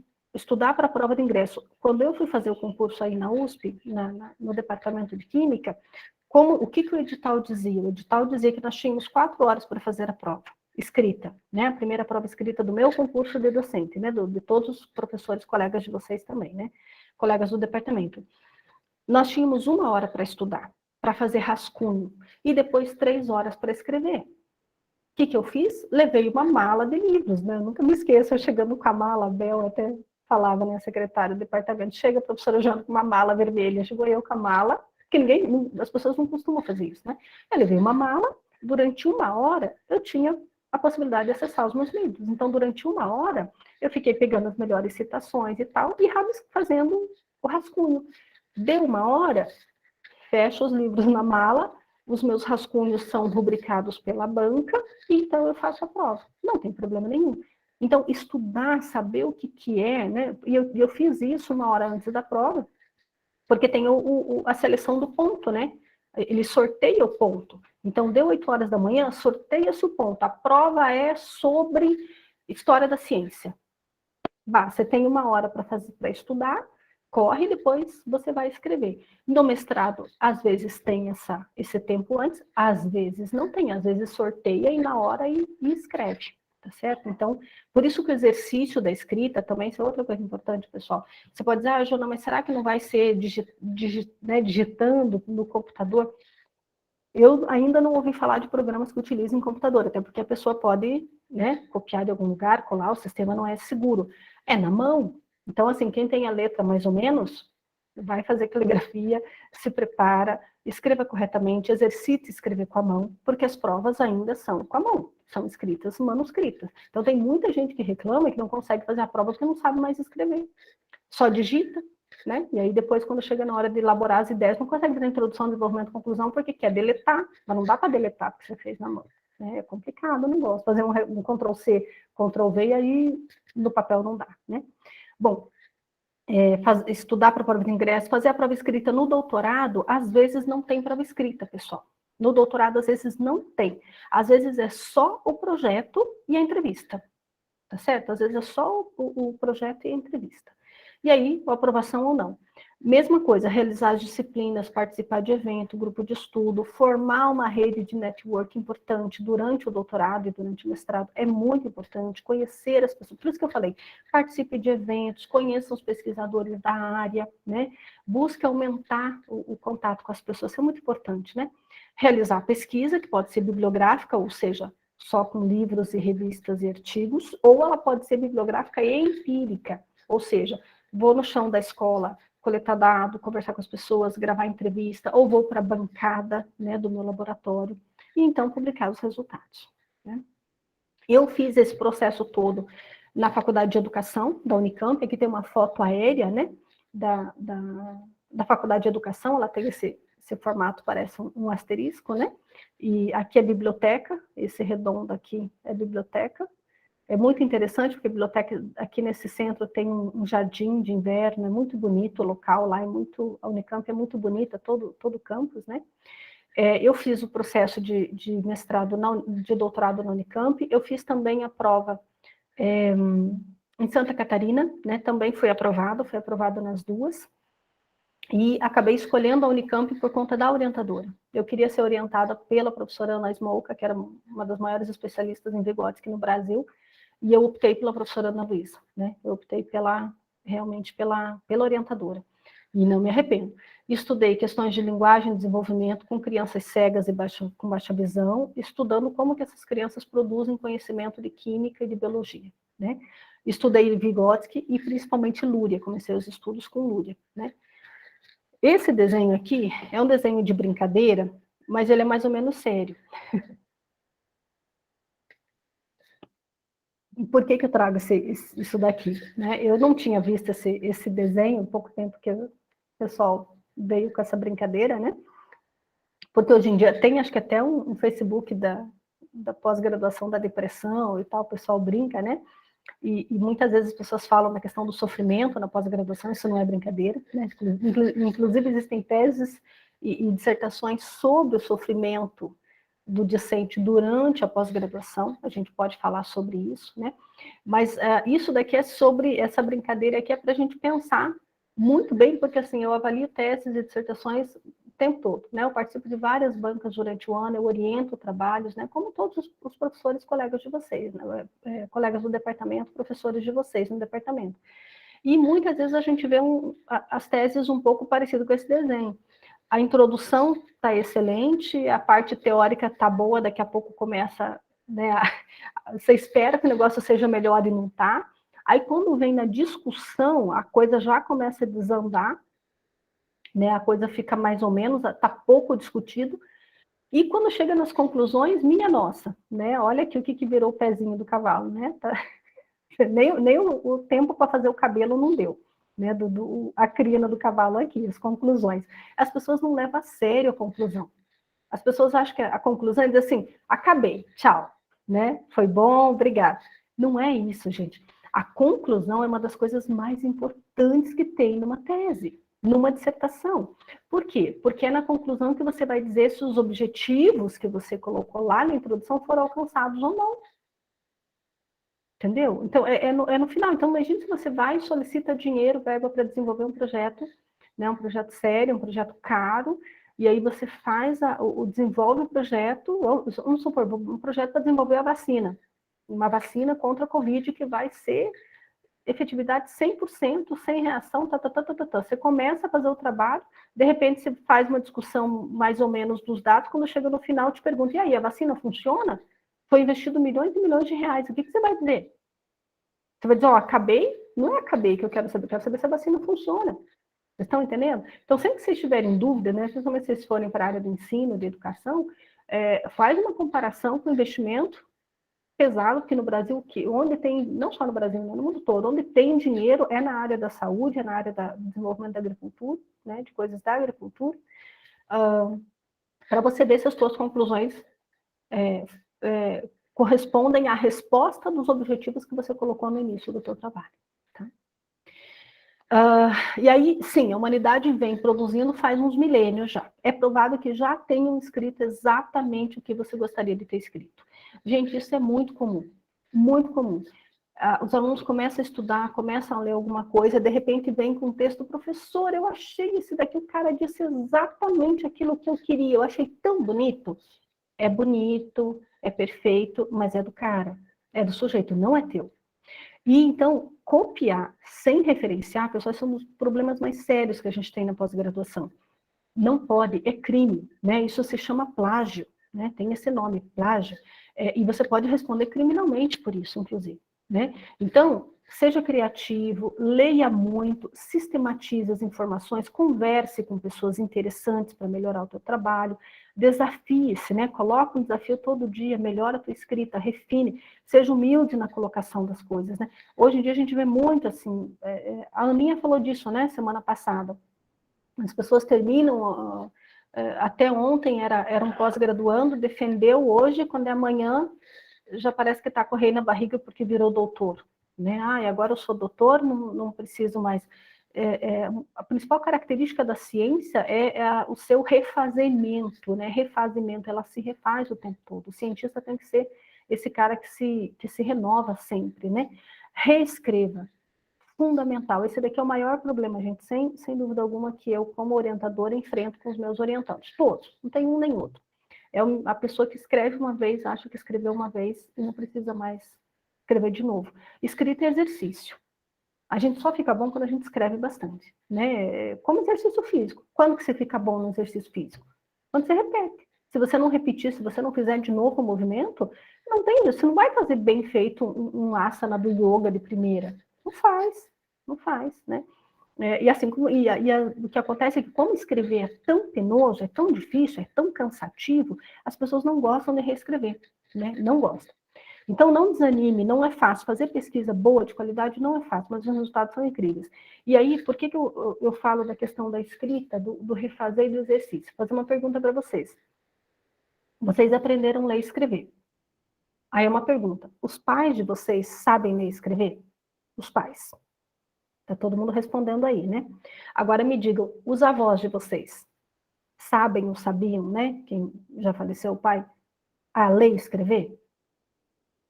Muito bem. E os bisavós? Tem alguém aí que não sabe se o bisavô sabia ler e escrever? Pode falar, pessoal. Meus bisavós só sabiam assinar o nome, professora, para assinar o negócio do fazendeiro, do dinheiro, do salário, dinheiro. perdão. Do salário. Ou então para votar, né? Era muito comum para os nossos, na época dos nossos bisavós, quando o voto começou a ser possível, né, para as pessoas, os fazendeiros ensinavam os seus colonos, né, não era mais escravo, mas eram colonos que trabalhavam, ensinava a escrever o nome do coroné, porque daí eles tinham o direito de votar, eles iam lá e votavam no coroné. Era a única coisa que aprendia a ler e escrever, né? Então, e você veja, e antes dos teus bisavós? Sabia escrever e ler? Não sei nem o nome, professora. Eu perguntei para o trabalho da senhora, minha mãe não sabe os nomes. Então, olha que interessante, isso é interessante, como a gente vai apagando a história, né? Que ruim isso, né? Mas você veja, dependendo da região que vieram, a gente não sabe, e outra, a escrita, ela tem 5.000 anos, a produção desses 5.000, gente, Jesus esteve aqui há 2.000, e já é um tempão atrás, né? A gente não consegue imaginar como é que era a época de Cristo. Jesus sabia ler e escrever? Provavelmente não. Jesus não sabia ler e escrever? Provavelmente não, né? Não tinha acesso. Né? E quem que escrevia? Né? Só os escribas lá do templo. Então, por que eu estou falando isso? Porque o exercício da escrita demanda um esforço mental que não é natural. Então, falar é quase natural. Né? Quase natural. A gente vai na interação social, né? Ele se tornou da natureza humana a linguagem. Né? Agora, escrever não. É por isso que é tão difícil escrever. Né? Nós não temos esse hábito, né? Infelizmente. Bom, e aí, se é que eu posso sugerir algumas dicas, né? Primeira coisa que eu pergunto, né, na pós-graduação, principalmente quando o pessoal vem fazer, às vezes tem gente que faz comigo, participa do grupo de estudos comigo, né? Eu tenho um grupo de estudos que é o EPSEC, né? Um grupo de estudos em epistemologia e psicologia no ensino de ciências. E aí o aluno vem, participa durante um tempo, daqui a pouco diz, Joana, acho que eu vou fazer lá na Unesp de Bauru. Você fica brava? E eu digo, de jeito nenhum. De jeito nenhum. Eu acho que as pessoas têm que ser livres, e principalmente as pessoas têm que fazer aquilo que elas querem. Né? Eu fico muito triste se um aluno meu, ainda bem que isso não acontece, né? Não costuma acontecer não, chega e diz, olha, me arrependi, não deveria ter feito, ou isso, aquilo, ou por mim, ou pelo programa, ou pela área de conhecimento. Então essa é a primeira pergunta sincera que vocês têm que responder no coração de vocês. É um projeto de vida, você quer continuar, é a verdade do momento, pelo menos, que você quer fazer, ou você está fazendo porque o professor ofereceu bolsa? Ou está fazendo porque você já estava naquele laboratório, e aí foi sempre assim, e daí para continuar assim, eu vou lá porque não tem mais nada para fazer. Né? Isso é dinheiro público investido, principalmente quando tem bolsa. Né? Se você não tem bolsa, entre aspas, menos mal. Né? Agora, com bolsa, é um dinheiro que é investido, é um gasto, é tempo da vida de vocês, né? Não pela questão financeira, mas pelo tempo que, de repente, poderia fazer outra coisa. Então, sejam sinceros na resposta. Né? Tem que ser um projeto de vida e tem que ser uma verdade para o momento. Joana, mas ano que vem eu vou mudar de ideia. Ok, vai acontecer, a vida é assim. Agora, vamos tentar minimizar a possibilidade de arrependimentos, né? Então, se organize, reserve tempo para estudar, para trabalhar, para a família, para o sono, para o lazer. Grande parte dos problemas que o pessoal fala da pós-graduação, né, da saúde mental, vocês devem, acho que até a Rogéria está divulgando agora, que está tendo acho que uma semana de saúde mental, né? Por que está precisando disso? Né? Por que antigamente não tinha? Eu não tive problema nenhum no meu mestrado, de estresse, de depressão ou de aflição. Mas por quê? Porque eu vivia lá no calabouço, né? Eu tinha bolsa, consegui bolsa porque lá o processo era por critério de classificação, né? Como eu fiquei com uma classificação boa, eu tinha bolsa, e tinha um coletivo de colegas que ajudavam, que é uma coisa que hoje em dia está cada vez mais difícil, é cada um por si, Deus por todos, o colega do próprio laboratório puxa o tapete. É uma tristeza isso, né? Então, reserve, faça atividade física, fundamental, procure dormir bastante, procure ter uma vida. A vida é feita de vários pilares. Né? A gente não pode fazer um pilar só, a vida, porque senão a gente tomba. Né? Tem que cuidar da família, cuidar dos amigos, principalmente do pai e da mãe, para quem tem, né? Vai fazer pós-graduação, que legal, você está sendo um orgulho para o seu pai e para sua mãe, pode ter certeza, para o seu avô, para sua família, né? Tá sendo, às vezes você é o primeiro da família, da geração a chegar no ensino superior. Vocês já pararam para pensar? Talvez alguns de vocês, olha para a família de vocês e me digam, talvez você seja o primeiro de todas as gerações da tua família que está entrando num curso de ensino superior. Né? Isso é muito especial, para a sua família pode ter certeza. Né? Então, tudo que você fizer, faça com carinho, faça bem feito, porque senão vai ter que fazer de novo, ou então vai abandonar. Né? Participe da vida acadêmica, assista muitas bancas, faça mais disciplinas do que é exigido, né? Faça disciplina de outras coisas. Né? E não esqueça, o seu orientador também precisa de tempo, de estudo, de trabalho, de família, de lazer, portanto, tenha paciência com o seu orientador também. Tem muita gente que diz, Jana, a gente quase se matou com o meu orientador, porque brigou, porque, enfim, teve um monte de coisa, mas procure entender e organizar, né, e espero que o seu orientador também seja compreensivo, isso nem sempre acontece, né, mas procure aprender, amanhã é você que vai ser orientador, amanhã é você que vai ser orientador, né, então o que você quer levar e o que você não quer. E aí uma pergunta, raízes ou asas? Né? Vocês querem fincar a raiz onde vocês estão ou vocês querem asas para conhecer outros lugares? Né? Eu sugiro sempre as asas. Né? Eu acho que a raiz tem que ficar né, o sentimento no coração, mas eu fiz uma parte da minha vida acadêmica, cada uma num lugar. Né? Isso acontece comigo desde o meu primário. Eu fiz o meu primário em 5 escolas diferentes. Né? O primário, que era de 4 anos, meu pai conseguiu mudar 5 vezes, né? Eu mudei bastante na minha vida. Mesma coisa no resto, né? Fiz cada parte numa parte do país. Mas eu acho que é um momento de aprendizado muito grande. Quando a gente finca a raiz e diz, não, eu quero fazer a pós-graduação aqui, você, às vezes, faz algo que não é aquilo que você gostaria. Né? Então, eu sempre sugiro que tenha asas. E aí, aqui, eu só queria, vou passar muito rapidamente, só para mostrar para vocês que então, eu vim para Ribeirão Preto em 2009, né? Passei no concurso em maio de 2009, vim morar em Ribeirão em setembro de 2009. Né?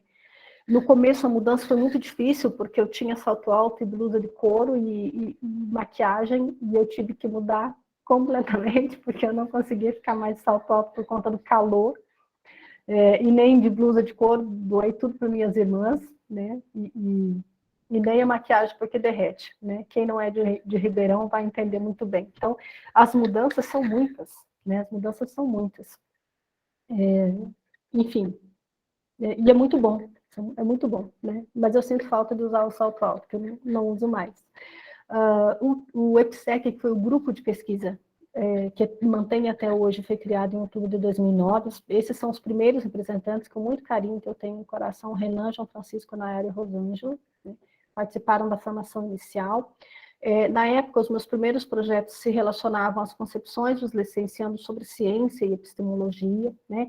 Aqui tem eu, professora Daniela, claro, né, minha fiel companheira, e essa daqui é a Isadora, que hoje é professora da rede, fazendo uma atividade sensorial, já com o PIBID, né, com o pessoal do PIBID, na escola CID, né, CID de Oliveira Leite, aqui com a colega Glaucia e com a professora Natalina Sica. Professora, nós tiramos essa foto, tem um carinho muito grande, porque Natalina Sica ocupava esse lugar que hoje provavelmente está a Glaucia, né, vamos dizer assim.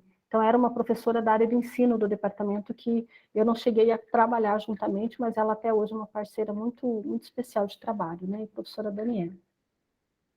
A Daniela tá muito bonita de franja, ela deveria sempre manter essa franja, ficou muito bonito para ela. Então, ó, fala para ela, faz um print da tela e manda. Fala eu assim, vou printar, peraí, professora, eu vou printar. Vou mandar para ela. Gostei, ficou bonito. Isso, tá vendo? Manda para ela.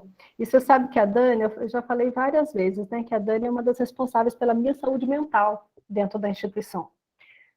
Porque eu falo com muito carinho, né? A Dani tem um jeito muito tranquila, né? Essa paz, eu digo que ela é um ser espiritual evoluído, né? Porque ela tem uma paciência muito grande, ela tem uma sabedoria de vida que me ajuda muito, né? Quantas vezes eu sou mais apressada, assim, principalmente você tem alunos do SEIC aqui sabem, né? Davi, Tamires, quem é do SEIC sabe que eu e Dani nos damos muito bem, mas é água e óleo. É um negócio muito engraçado. É muito engraçado isso. Nós somos água e óleo, personalidades diferentes, né? Mas eu sou muito mais aflita, sofro muito mais com as coisas do que Dani. E quantas vezes eu chegar com um problema, com alguma coisa séria que aconteceu e tal, e Daniela vai com aquela paciência, Flor, veja bem, né? Mas qual que é o problema? O problema tem solução? Então vamos resolver. Né? Se o problema não tem solução, o que adianta a gente ficar se debatendo? Né? Então vamos tentando e tal. Então a paciência, a acolhida que Daniela sempre teve, claro, o Glaucia também, mas com a Dani foi mais próximo, né? Então eu já falei para ela várias vezes e deixo público aqui também o meu agradecimento. A Dani é responsável pela minha saúde mental em muitos momentos de aflição. Então, em 2013, eu entrei na pós-graduação. Aqui tem o nome de alguns dos meus orientandos, agora a fila já aumentou um pouquinho mais. Essa fila também já aumentou, então hoje eu tenho a Aline, Bianca, Lidiane, Samanta e também o Arthur, que está fazendo mestrado, né? A Aline e Bianca no doutorado. A Aline estuda a questão do brincar com as crianças, com as crianças de 4 a 5 anos. A Bianca estuda os processos da música. Então, a Aline estuda o desenvolvimento neurológico da imaginação, a Bianca estuda o desenvolvimento neurológico da atenção durante aulas de piano. Lidiane estuda os procedimentos neurológicos da memória, né? A Samanta, infelizmente, está com o mestrado parado por conta de tratamento de saúde, e o Arthur estuda o conceito de educação ambiental e das crenças entre professores, né? Com relação aos objetivos, só para mostrar, essas imagens aqui são imagens de pesquisas que eu já orientei, então eu já orientei trabalhos de pessoas que foram olhar o que é feito na educação fundamental com relação ao ensino de ciências, né? Olha aqui, uma menina que é uma aluna apresentando sobre os sentidos. A gente pode analisar, enquanto objeto, a produção dos alunos, no que se refere à escrita, por exemplo. A gente pode analisar os discursos, aqui é um diálogo, né, entre a professora e a criança, né? A professora vai fazendo pergunta, o aluno vai respondendo. Então, esse tipo de trabalho é um trabalho que eu faço bastante, que é a transcrição de diálogos e a análise desses diálogos, né? Então, quem trabalha no laboratório faz análise de amostra. Eu faço análise de discursos, né, no que se refere ao campo educacional. Já orientei uma pesquisa que avaliava a relação entre tecnologia e educação. Essa daqui é o interior de uma carreta de educação, não sei se tem alguém de Barretos aqui, mas é uma carreta educacional que tem equipamentos de joguinhos sobre educação e saúde, então a gente analisou essa carreta.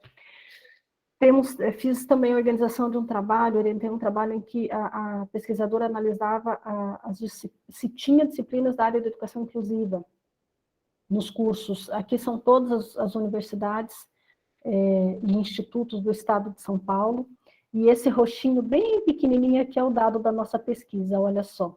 O que significa? Que tem universidades, a Unesp de Presidente Prudente tinha 0 disciplinas da área de educação inclusiva, né? Unicamp, na época, tinha 0, não sei se permanece, né? E a maioria das universidades e institutos, 1 ou 2 disciplinas, né? Então, foi também um trabalho bem interessante da Ana Carolina que foi feito. Outra aluna pesquisou a formação de professores, em que os professores sabiam a respeito de neurociência e educação. Então, aqui um cérebro, e essa daqui é uma amostra de um trabalho, né, de oficina que foi feito com esses professores. Eu só fiz um print, né, da tela só para mostrar para vocês. Esse daqui também é o trabalho da Joyce, que alguns de vocês talvez já tiveram, né? Um trabalho muito legal, que ela fazia atividade de aula com os alunos, né, do IFE aqui de Sertãozinho, e aí ela entregava esse gráfico para os alunos, mas não tinha nada escrito nesse gráfico. Ele só tinha escrito nível do desafio para o alto e a habilidade da pessoa, né, na horizontal. E os risquinhos, não tinha nada aqui dentro. E aí, quando terminava a aula, ela pedia para o aluno fazer um xizinho onde ele achava que ele se identificava. Deu para entender ou não, pessoal? Se alguém puder responder. Por exemplo... Eu sim, Jô. Davi, responde para mim. Por exemplo, o desafio da pós-graduação para você, para baixo, médio ou alto? Acho que é alto, Jô. Alto, tá aqui. O desafio é alto. Agora me fala sobre a tua habilidade. A tua habilidade está pequena, média ou grande? A tua habilidade para pós-graduação?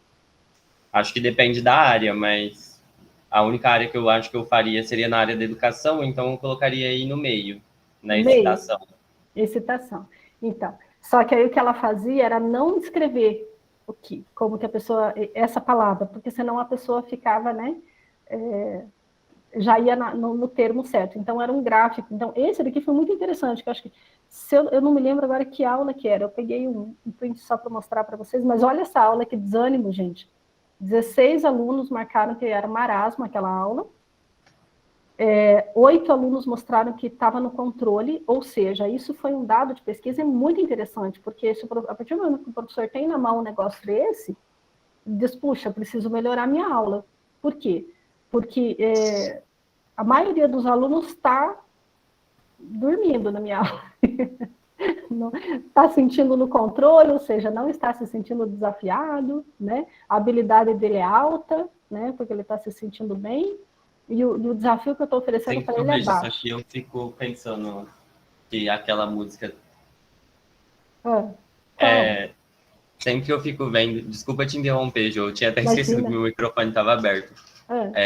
Mas sempre que eu vejo isso, eu fico pensando naquela música, porque eu lembro na palestra da Joyce, ela falou que isso é uma coisa que faz com atletas de alta performance. Isso. E tem aquela música que fala sobre futebol, não vou lembrar agora, talvez alguém saiba o nome, mas fala no flow, por onde você passa é gol. E eu sempre achei que era só o cara quis falar qualquer coisa e falou, o que vai rimar aqui? Vou pôr flow. E nunca pensei que seria isso. O flow é muito legal. O flow, ele é o... Como é que eu vou dizer? Como é que a gente traduz? É o must, é o máximo, é o fluxo, né? A tradução direta é fluxo, mas, né, seria algo do tipo, caraca, o desafio é alto, mas eu estou super capacitada e eu vou atrás, eu estou animada e vou fazer. Né? A gente espera que um atleta, a gente costuma explicar mesmo por isso, né? Quer dizer, a gente precisa do Neymar, desses atletas que custam milhões, esse sujeito precisa sempre estar aqui, né? Se ele tiver mais ou menos, né? Não vai, né? O que aconteceu no 7-1 da Alemanha? Onde é que a gente estava? Sei lá. A gente começou talvez aqui, né, no relaxamento, e depois a gente acabou aqui, eu acho, né? Quer dizer, com uma habilidade zero, desafio gigantesco e uma ansiedade tremenda. A gente viu os Professora, atletas em campo. Eu acho que ao invés de ir para ansiedade, foi para apatia. Você acha que foi aqui? Teve alguns que largaram mão, né? Exato. Largaram mão. Chega um momento que tu fala, beleza, não tem desafio porque não tem o que eu fazer. Não consigo mais fazer nada. Então não existe desafio se eu não vou conseguir, se eu não tenho nem a oportunidade de ganhar. Não vou nem tentar, né? Exato. Verdade, Kennedy, você tem razão. Eu me lembro deles ansiosos correndo pelo campo, mas você tem razão, depois de um certo tempo, eles nem corriam mais, né? Ele nem corria. Deixava lá a bola. Enfim, esse daqui foi mais uma pesquisa. Aqui uma foto do meu lindo Igor, querido. Então, a gente também faz pesquisa sobre o SEIC, sobre as atividades do SEIC, então, o trabalho da Sofia. Foi um trabalho em que ela analisou a questão dos aspectos emocionais na formação do professor que faz parte do SEIC. Então, um trabalho belíssimo da Sofia Cândido, né? Ela entrevistou os alunos do SEIC para analisar a questão da formação dos professores, né? E a questão das crianças, né? Esse daqui é o Estevinho, meu afilhadinho. Nós trabalhamos também, no caso do trabalho da Aline, né? Que é o primeiro trabalho que eu faço analisando a questão do desenvolvimento da infância.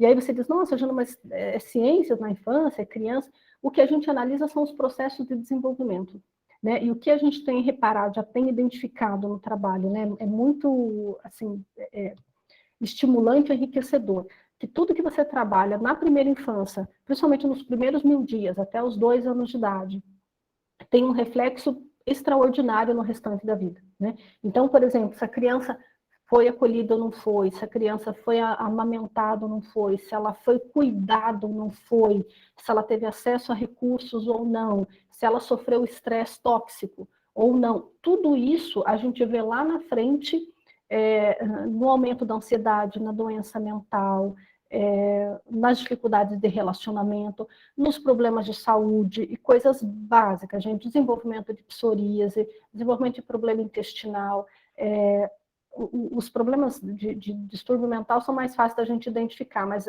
os problemas somatizados no corpo que a gente vê, essa questão da pele é muito importante, enfim, a dificuldade para fazer certos tipos de atividade, né? Eu me lembro uma vez de algum aluno falando para mim, nossa, um professor que estava exigindo, né, do pessoal da graduação, exigindo não, pedindo algo que é absolutamente dentro né, do esperado para a disciplina, que era desenhar,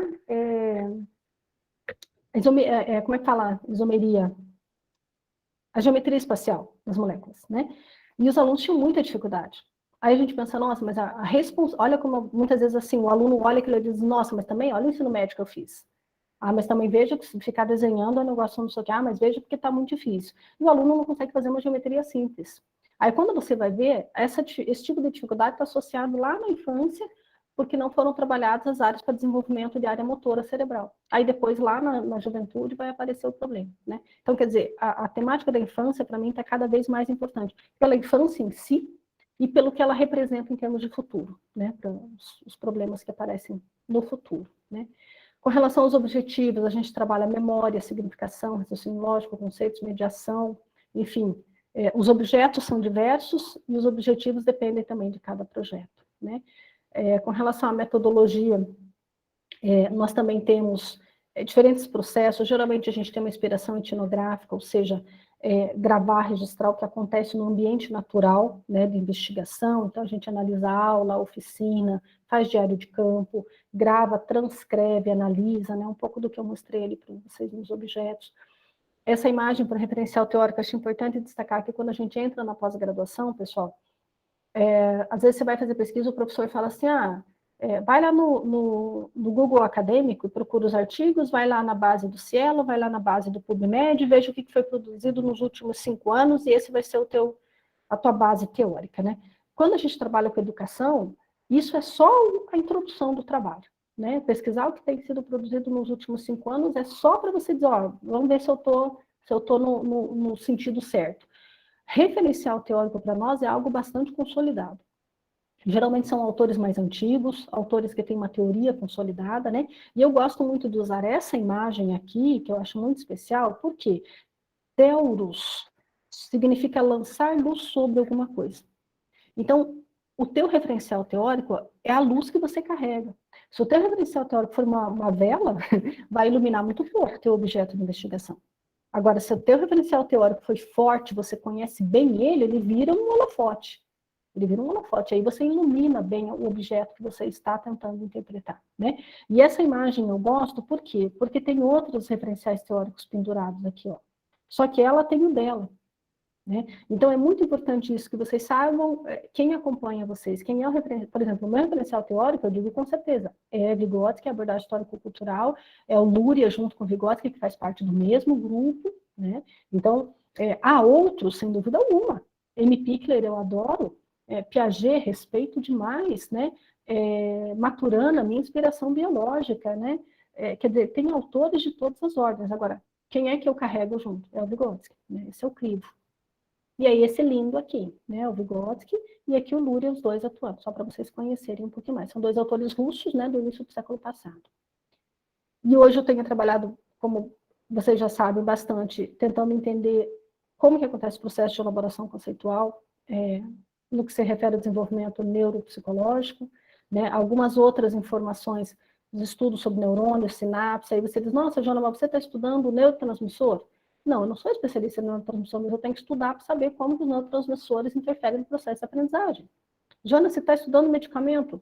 Você está especialista em medicamento? Não, mas eu tenho que saber um pouquinho sobre o medicamento para poder analisar se meus alunos estão medicados, eu preciso entender se isso interfere no processo de desenvolvimento dele. Então, quer dizer, são estudos extras, às vezes você pode pensar, Joana, mas na minha pós-graduação, fiz a pós-graduação, parou de estudar. Não preciso estudar mais. Né? Porque agora eu já sei tudo. E assim, isso que eu faço de diversificado, mas isso acontece com todos os colegas, todos os professores de ensino superior que desenvolvem pesquisa. Precisa refinar, precisa aprender uma coisinha nova, precisa se atualizar, isso é normal. Né? Esse videozinho aqui, ele tem 1 minuto, eu vou deixar passando aqui só para vocês, só para comentar um pouquinho, né? Eu não sei se ele está, acho que ele não está com áudio. Eu cortei aqui, peraí. Está em inglês, depois vocês estão ouvindo? Depois eu traduzo de novo.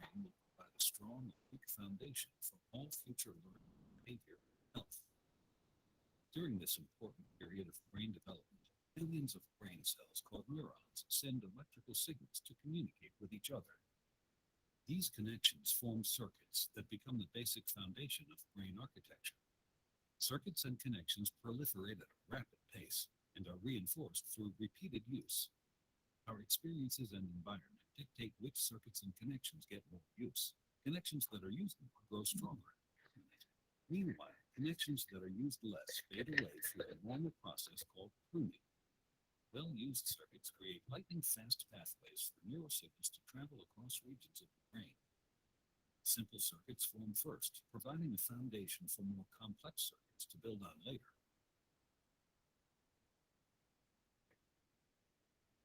Through this process, neurons form strong circuits and connections for emotions, motor skills, behavioral control, logic, language, and memory during the early critical period of development.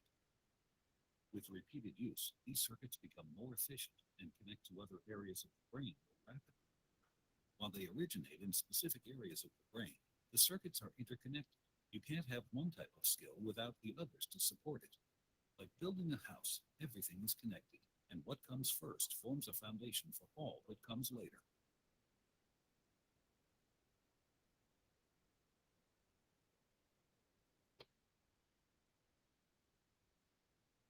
Bom, então, desse videozinho fala um pouco sobre a importância da gente estudar o cérebro, em que sentido? No sentido de que, desde a infância, você vê que começa mostrando o bebezinho ali, começa mostrando as sinapses. E ele vai dizendo que, com a experiência, vai acontecendo o fortalecimento de algumas sinapses ou o enfraquecimento, né? E essas sinapses que não são fortalecidas, elas vão deixando de acontecer, né? Então, no final, ele mostra aquele desenho do cérebro com a parte visual, motora, habilidades gerais, cognição, emoção, e ele diz, olha, isso daqui só vai acontecer, essa interconexão e ser forte, né, para construir um modo de funcionamento mental adequado, utilizando todas as áreas, se houver uma fundação boa, uma arquitetura boa, né? O que ele está querendo dizer? Que são essas conexões feitas na infância que vão dar sustentação depois para um adulto que consegue utilizar todas essas áreas ao mesmo tempo. Por isso que eu digo para vocês, na infância a gente encontra muitas das respostas para compreender questões relacionadas ao desenvolvimento do adulto, né? Então, hoje em dia eu tenho trabalhado muito nessa intersecção entre neuropsicologia luriana e vygotskiana e as funções psicológicas superiores, que a gente chama de sistema funcional complexo, ou seja, uma relação entre a psicologia e a educação, né, a neurologia e a educação. Bom, e é isso, e essa falta termina assim, com o coletivo, para dizer que fazer a pós-graduação, eu sei que às vezes parece um trabalho isolado, mas muitas pessoas trabalham juntas, daqui são alguns alunos do nosso grupo de pesquisa, aqui o nosso símbolo atual, né? Enfim, é um pouco isso que eu queria trazer para vocês, sobre a pós-graduação. Vocês querem, a gente tem uns minutinhos ainda, alguém gostaria de fazer algum questionamento? Depois eu vou deixar para vocês o outro arquivo, que é um arquivo que apresenta um pouquinho sobre a CAPES e os programas. Pois não, Davi?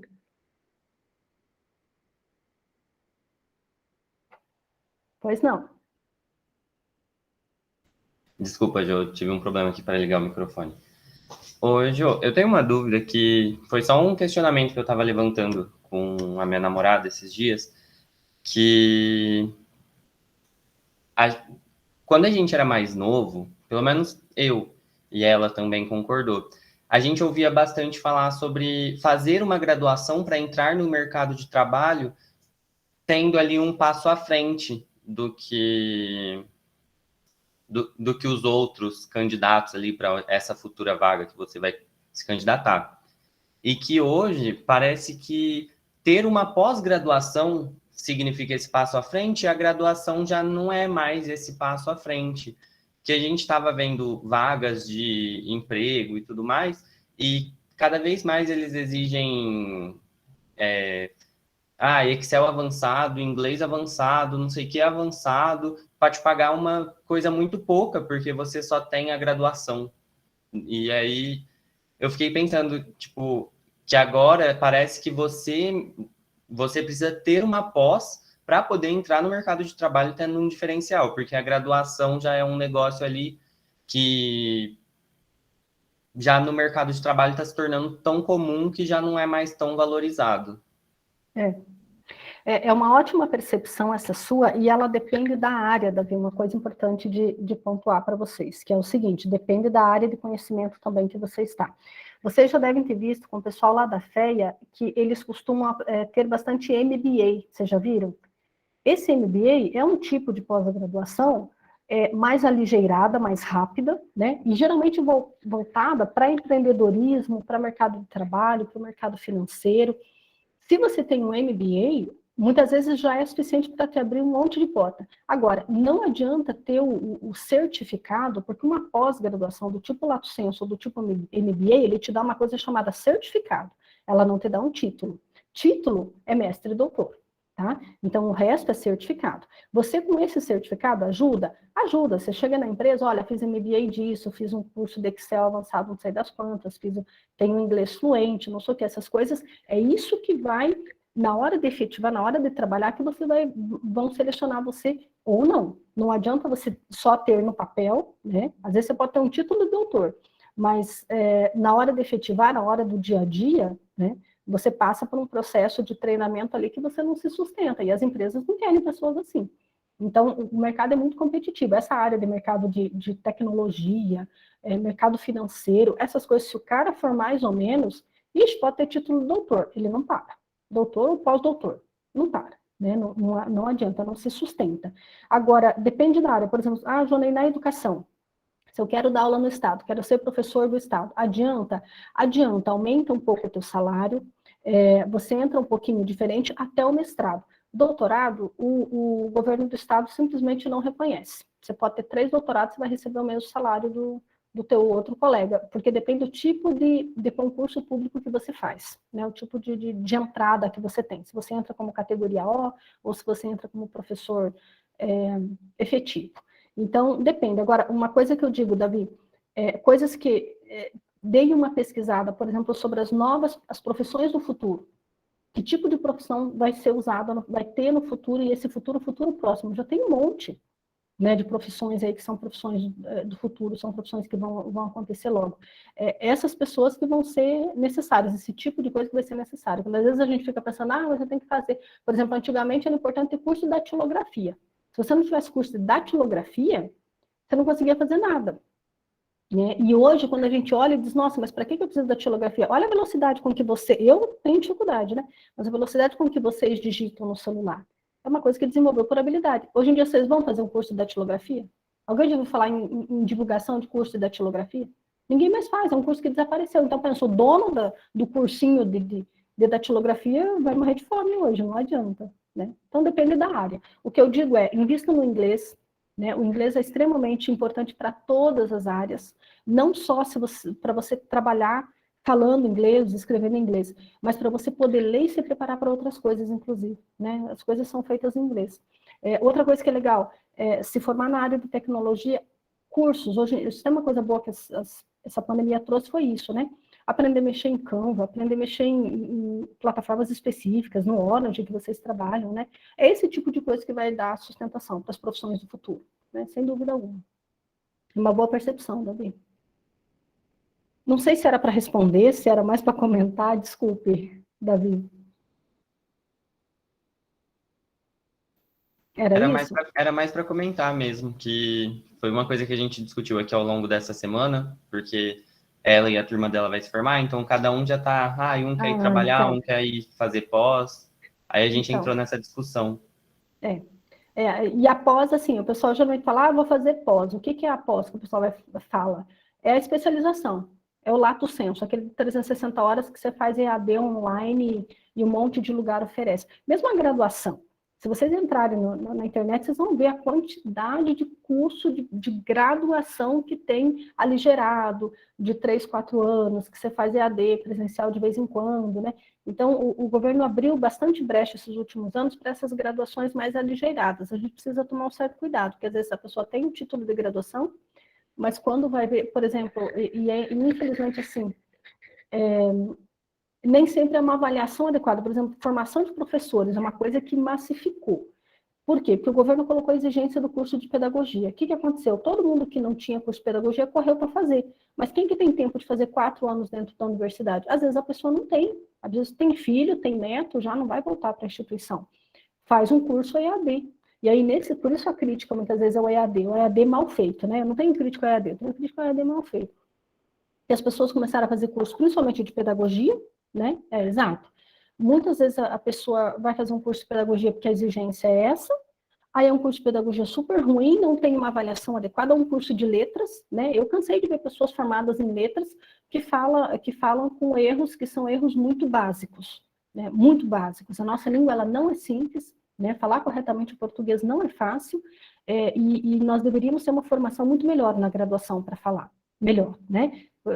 Coisas do tipo, fala de encontro ao invés de falar ao encontro, vocês sabem disso? São duas coisas completamente diferentes. Se eu falo que eu vou de encontro é choque, né? Se eu falo que eu vou ao encontro, eu articulo, eu junto as coisas, né? Muitas pessoas não sabem disso mesmo no ensino superior, né? Já cansei de ver professores do ensino superior falando de encontro, né? Não está correto. Ou então, enfim, outros erros de português. Eu tenho uma lista, inclusive, que eu trabalho com os meus alunos de pós-graduação, né? Isso é uma coisa também que eu acho importante comentar com vocês. Eu acho que na pós-graduação a gente não forma, eu não estou fazendo um negócio para entregar um texto daqui a 2 anos para a USP, porque a USP exigiu um texto. Eu estou formando um sujeito. Então, assim, com muito carinho, com muito amor, eu chamo os meus alunos e digo, gente, vamos fazer, separadamente, inclusive, não faço aulão de português, mas eu sento com cada um e digo, olha, eu estou identificando aqui que você está usando o termo onde.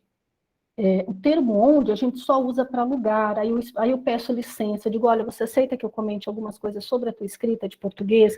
Eu gostaria que tivessem feito isso comigo, na minha história, né? Eu fui aprendendo, porque eu tive ótimas professoras de português ao longo da vida, e não sei tudo, eu acho que a língua é difícil, né? Mas algumas coisas, assim, eu fui aprendendo, mas eu peço licença para esse meu aluno, pergunto se ele quer aprender. Geralmente eles dizem que sim, eu fico feliz, e aí a gente eu oriento, olha, não se usa onde para dizer, eu fiz uma pesquisa na internet, sei lá, como é que eu vou dizer, que não seja lugar. Eu fiz um estudo onde foi encontrado não sei o que, né? Estudo não é lugar, então não se usa onde você só usa para lugar, por exemplo. Enfim, esse processo, é isso que eu estou dizendo, Davi. Você pode ter um curso de pós-graduação, você pode fazer um curso de graduação e de pós-graduação. Se ele não for bem feito, se você chegar numa empresa falando de encontro, ao invés de ao encontro, falando, enfim, sem saber um inglês razoável, sem saber, você não vai ser aprovado, você não vai ser mantido. Então, o título é importante, mas a formação do sujeito é mais. Né? Desculpe, falei demais. Marcos, você queria falar? Pois não. Você até chegou a comentar que eu ia perguntar da questão do inglês para entrar em pós-graduação, se ele era obrigatório ou não. Mas acho que você até comentou um pouco, até na questão de trabalho, ele é sim obrigatório, pelo menos o razoável. Acabou respondendo já. E na pós-graduação, Marco, quando eu fiz tanto o mestrado quanto o doutorado, eu não precisei entregar o teste de língua estrangeira, né, de língua estrangeira, no ato da inscrição. Não foi necessário. Eu fiz durante o percurso. Tá? Os programas que eu fiz exigiam ao longo do percurso. O FSCar, eu sei que exige ao longo do percurso. O FSCar, por exemplo. USP exige antes. USP exige antes. E esse, eu vou te dizer, é um dos entraves que a gente tem na pós-graduação. Tem muita gente que não vai fazer porque não consegue passar, e aí, mas que nível que tem que ser? É um nível intermediário, nem é um nível avançado.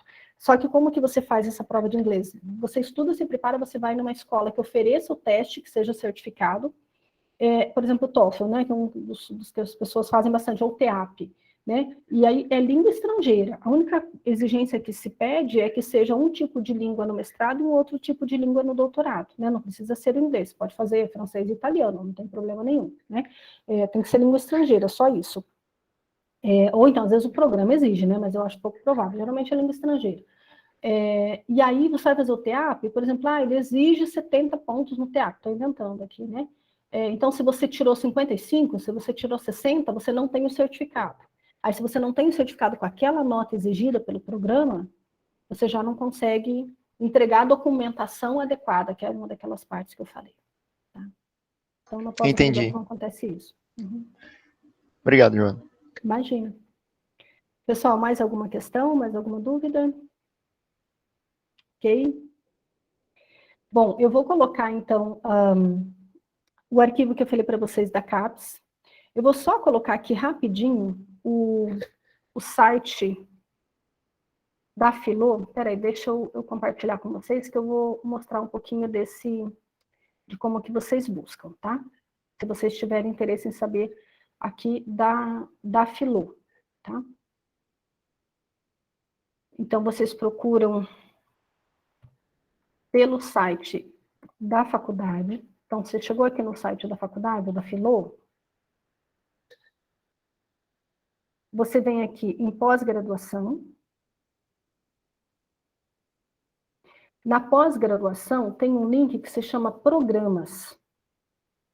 Aí, clicando no link Programas, tá meio grande isso aqui, né? Você tem esses símbolos aqui. Então, que pós-graduações nós temos aqui na Filô? Biologia comparada, computação aplicada, entomologia, educação, psicologia, psicobio, matemática, física aplicada, cada medicina, aqui o da química e o Profiqui, que vocês já devem ter ouvido falar, a professora Márcia coordena, né? Então, quando você entra aqui no programa, olha aqui, eu entrei programa de pós-graduação em Química. Aqui é que eu falei, aqui vocês podem conhecer o histórico, os orientadores, vamos clicar aqui. Quem são os orientadores desse programa? Vamos ver. Então, eu quero fazer uma pós-graduação em bioquímica. Será que temos algum professor aqui que trabalha com bioquímica? Como que eu vou saber se a Dalgisa trabalha com bioquímica?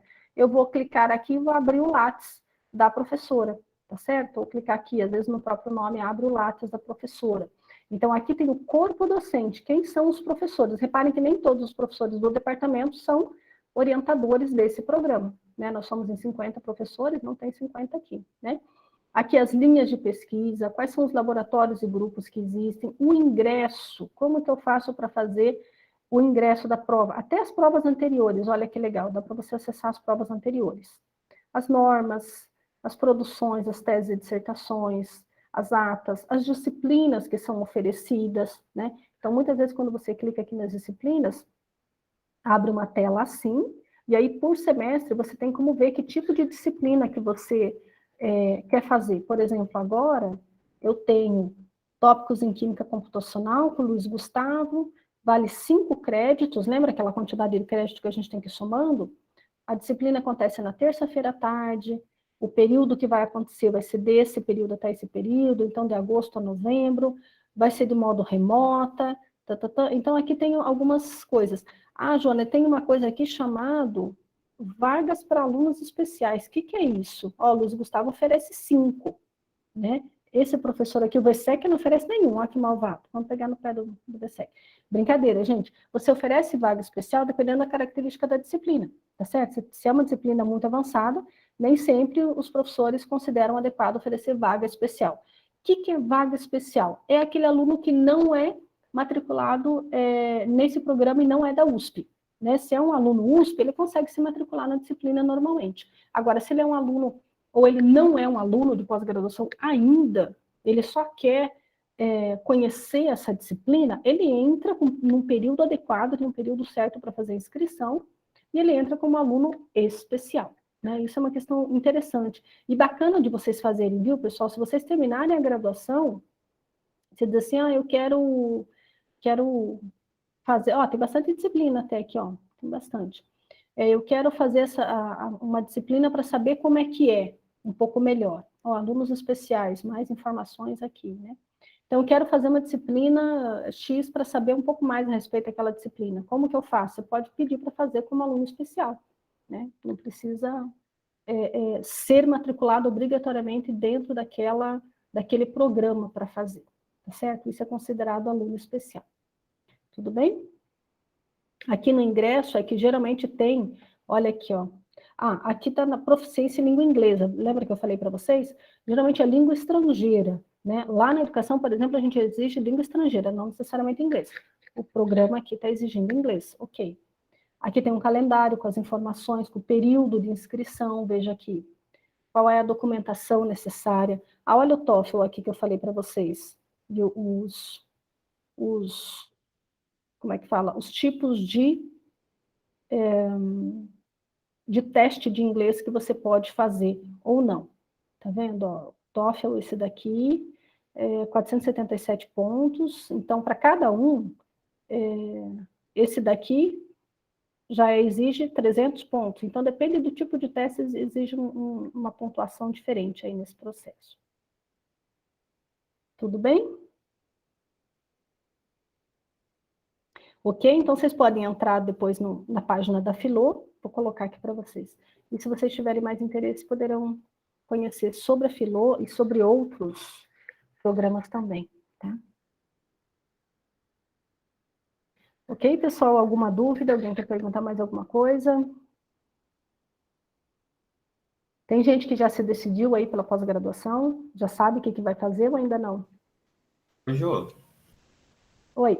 tem mais uma pergunta. Claro. Mas já passou um pouco do horário, mas... Não, pessoal, fiquem à vontade, viu? Se quem quiser sair, precisa sair, fica à vontade com o nosso horário. Pois não, Davi? Jô, você falou um pouco, na última pergunta que eu fiz lá sobre o mestrado, você falou um pouco sobre o mercado do futuro.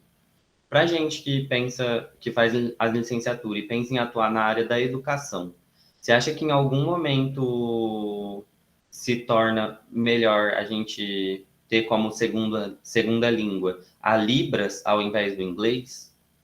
Porque é uma coisa que eu sempre penso bastante. Tipo, meu inglês é bem meio médio, meio merda, e Libras fiz um curso já por fora da faculdade, mas ainda assim é uma coisa que eu não tenho onde treinar, então fica enferrujado. Você acha que, assim, para um mercado do futuro, talvez aí um mercado de uma educação mais inclusiva, já que esse é um tema que está em alta atualmente, né, na área da educação, a inclusão social, você acha que em algum momento se torna mais importante para pessoas que querem seguir nessa área da educação, se especializar, assim, ter como segunda língua a Libras do que o inglês? Até porque você falou que são pede línguas estrangeiras, e a Libras, né, ela é um outro idioma, mas ela ainda assim não é estrangeira, né? Não, ela não é uma língua estrangeira. Inclusive, nós temos, é uma boa pergunta para fazer para a Lodi, né? Nós temos uma aluna nossa aqui que defendeu mestrado, eu acho, Natália, e ela é surda, né? Natália é surda, então não sei como é que foi a questão da segunda língua dela, né? Se a segunda língua era o português. Realmente é uma boa pergunta, eu vou perguntar para a Lodi e trago a informação para você. Mas eu acho, Davi, que fugir do inglês é difícil. Eu também não sou proficiente em inglês, né? Porque eu comecei muito tarde, eu tenho um pouco de dificuldade, mas eu me esforço, a gente tem que correr atrás, principalmente na leitura, se não tanto na fala, na leitura, porque a gente tem acesso, sem dúvida alguma, a muita coisa legal que está sendo produzida no mundo. Por exemplo, esse videozinho mesmo que eu passei para vocês, né? Para quem não sabe inglês, você vai deduzindo ali mais ou menos pela imagem. Agora, para quem sabe, você saber dos detalhes, que falou da construção da casa, que falou da importância das conexões, que falou da importância da experiência. Opa, você fica sabendo outra coisa a respeito do vídeo, do texto, daquilo que foi falado, né?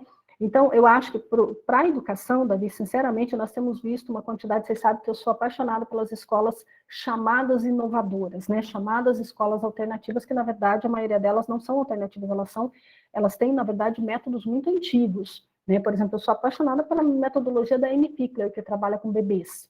Né? Meu referencial teórico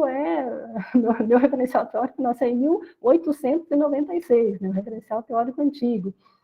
E hoje nós temos escolas que são escolas que trabalham com outros tipos de linguagem, e o inglês virou simplesmente um instrumento ali dentro. A Libras vira simplesmente mais um instrumento ali dentro. Existem outras coisas, inclusive, de formação mais difíceis, mais pesadas, digamos assim, com relação à filosofia de vida, né? Agora, eu acho que quanto mais a gente souber, melhor é. Né? Seja inglês, seja Libras, computação, sem dúvida alguma. Né? O desenvolvimento de tecnologias educacionais, ela assim, explodiu, né, nesses últimos 2 anos. Coisas que a gente nem imaginava, como essa nossa aula aqui. Né? Antes era simplesmente um acessório e hoje a gente não consegue fazer nada fora dessa tela. É inacreditável, né? Mas, por outro lado, nós temos outras iniciativas, né? Eu acho que existem habilidades para o futuro, se a gente der uma pesquisada, por exemplo, quais são as habilidades para o futuro? Habilidade para o futuro é trabalhar no coletivo, Davi, isso é uma coisa que tem sido falada demais em todos os materiais que a gente vê, né? A importância de trabalhar no coletivo, principalmente por quê? Porque a hierarquia está caindo. A ideia daquela hierarquia, sabe, que você tem o chefe do chefe do chefe, obedece, o último faz mais ou menos, isso está desaparecendo, o chefe trabalha junto. Então, se o chefe não souber trabalhar junto, coletivamente, colaborativamente, ele não se sustenta no cargo. Então, aquela hierarquia de cima a baixo não existe mais, a hierarquia agora, ela é no mesmo nível. Então, o chefe, entre aspas, o cara que vai se dar bem, vai ser o cara que conseguir trabalhar habilidades como trabalho coletivo, como acesso a mais de um tipo de língua, porque ele consegue fazer um network legal, ele conhece várias pessoas, ele traz informações diferenciadas. Agora, a gente só consegue isso se a gente conseguir acessar outras línguas, senão a gente não consegue. Né? Por exemplo, escolas que a gente vê aqui, Ribeirão Preto, nós temos uma escola muito bacana, muito interessante, que é a Concept. Né? Eu indico para vocês conhecerem. A Concept, com certeza, é a escola mais cara que a gente tem aqui, né? E é uma escola que eles trabalham com inglês o tempo todo, ela é bilíngue total, né? Todos os professores, os alunos trabalhando com inglês o tempo todo. Só que quando você entra nas salas, não é só o inglês que você vê. Você vê o tradutor de Libras, se precisa, você vê a adaptação do espaço para inclusão, você vê tudo colorido, você vê um monte de coisa tecnológica, e ao mesmo tempo você vê na educação dos pequenininhos uma sala Montessori meio Waldorf, que são pedagogias de 100 anos atrás. Você está entendendo? Então você diz, nossa, mas então a Concept, ela é o quê? Ela é inovadora, ela é antiga, ela tem as melhores coisas da inovação e ela tem as melhores coisas do antigo, né? Junta tudo ali. Se dá certo no final, aí é outra conversa, né? Aí a gente precisa olhar, conhecer, ver o que está acontecendo lá dentro. Agora, em tese, tem um monte de coisa bacana. Tem um monte de coisa bacana, né? E por outro lado, a gente tem a Waldorf, que vocês conhecem, né? Muitos de vocês foram comigo. A gente tem a Escola Interativa, que tem um modelo pedagógico curricular que eu acho melhor do país, né? Eu sou apaixonada pelo modelo pedagógico da professora Dalgisa, que ela desenvolveu ali, né? Acho que é sensacional. No que se refere ao ensino médio, o pessoal do IFE de Jacarezinho desenvolveu uma matriz curricular de ensino médio que eu acho fantástica, muito boa, né? Muito boa, porque o aluno vai fazendo por áreas temáticas e ele vai cumprindo os créditos. Às vezes ele faz disciplina de 1 crédito, disciplina de 10 créditos, disciplina de 30 créditos, ele faz o que ele quer, quando ele quer, do jeito que ele quer. O espaço simplesmente oferece tudo que ele quer. Então, o exercício de autonomia é fantástico, você está entendendo? Então, eu acho que são habilidades diferentes, Davi. Eu acho que saber línguas é fundamental. Se der para saber um pouquinho de francês também ajuda, né? Bastante depende de onde que você quer chegar. Eu, por exemplo, queria saber russo. Né? Tenho dificuldade, não sei russo. é uma limitação. Para mim, ainda bem que nós estamos com bastante gente fazendo tradução, e hoje a questão da tradução está mais fácil. Mas, sem dúvida alguma, o acesso que hoje a gente tem ao russo, por exemplo, abre um outro universo. Não tenho dúvida alguma. Não tenho dúvida, né? Bom, enfim, era isso. Tudo bem, pessoal? Para nós químicos, uma língua que eu acho que pode ajudar pra caramba é o alemão. Então, O alemão, para química, seria interessante. A Bayer só contrata se você tiver alemão. Pois é isso que eu digo. Qual é o futuro que você quer? Acho que o Davi fez uma pergunta muito boa. Se eu vou para o campo educacional, quais são as habilidades necessárias? Né? Agora, se eu quero ir para a Bayer, quais são as habilidades necessárias? Né? Então, a gente tem que saber para onde que a gente vai. E ir construindo essa formação. Né? A gente precisa saber mais ou menos para onde que vai. É interessante. Tudo bem, pessoal? Então, agradeço. A gente finaliza por aqui, passamos um pouquinho do horário, mas que bom que vocês ficaram. Né? Agradeço a participação e semana que vem a gente recebe o professor Francisco, que vem falar um pouquinho para nós sobre o trabalho no Instituto Federal, nos institutos federais pelo país. Tá bom? Um beijo grande para vocês e até a próxima. Tchau, Ju. Até semana que vem. Tchau, tchau, Jô. Tchau, tchau. Tchau, Jô. Tchau, tchau. Eu consigo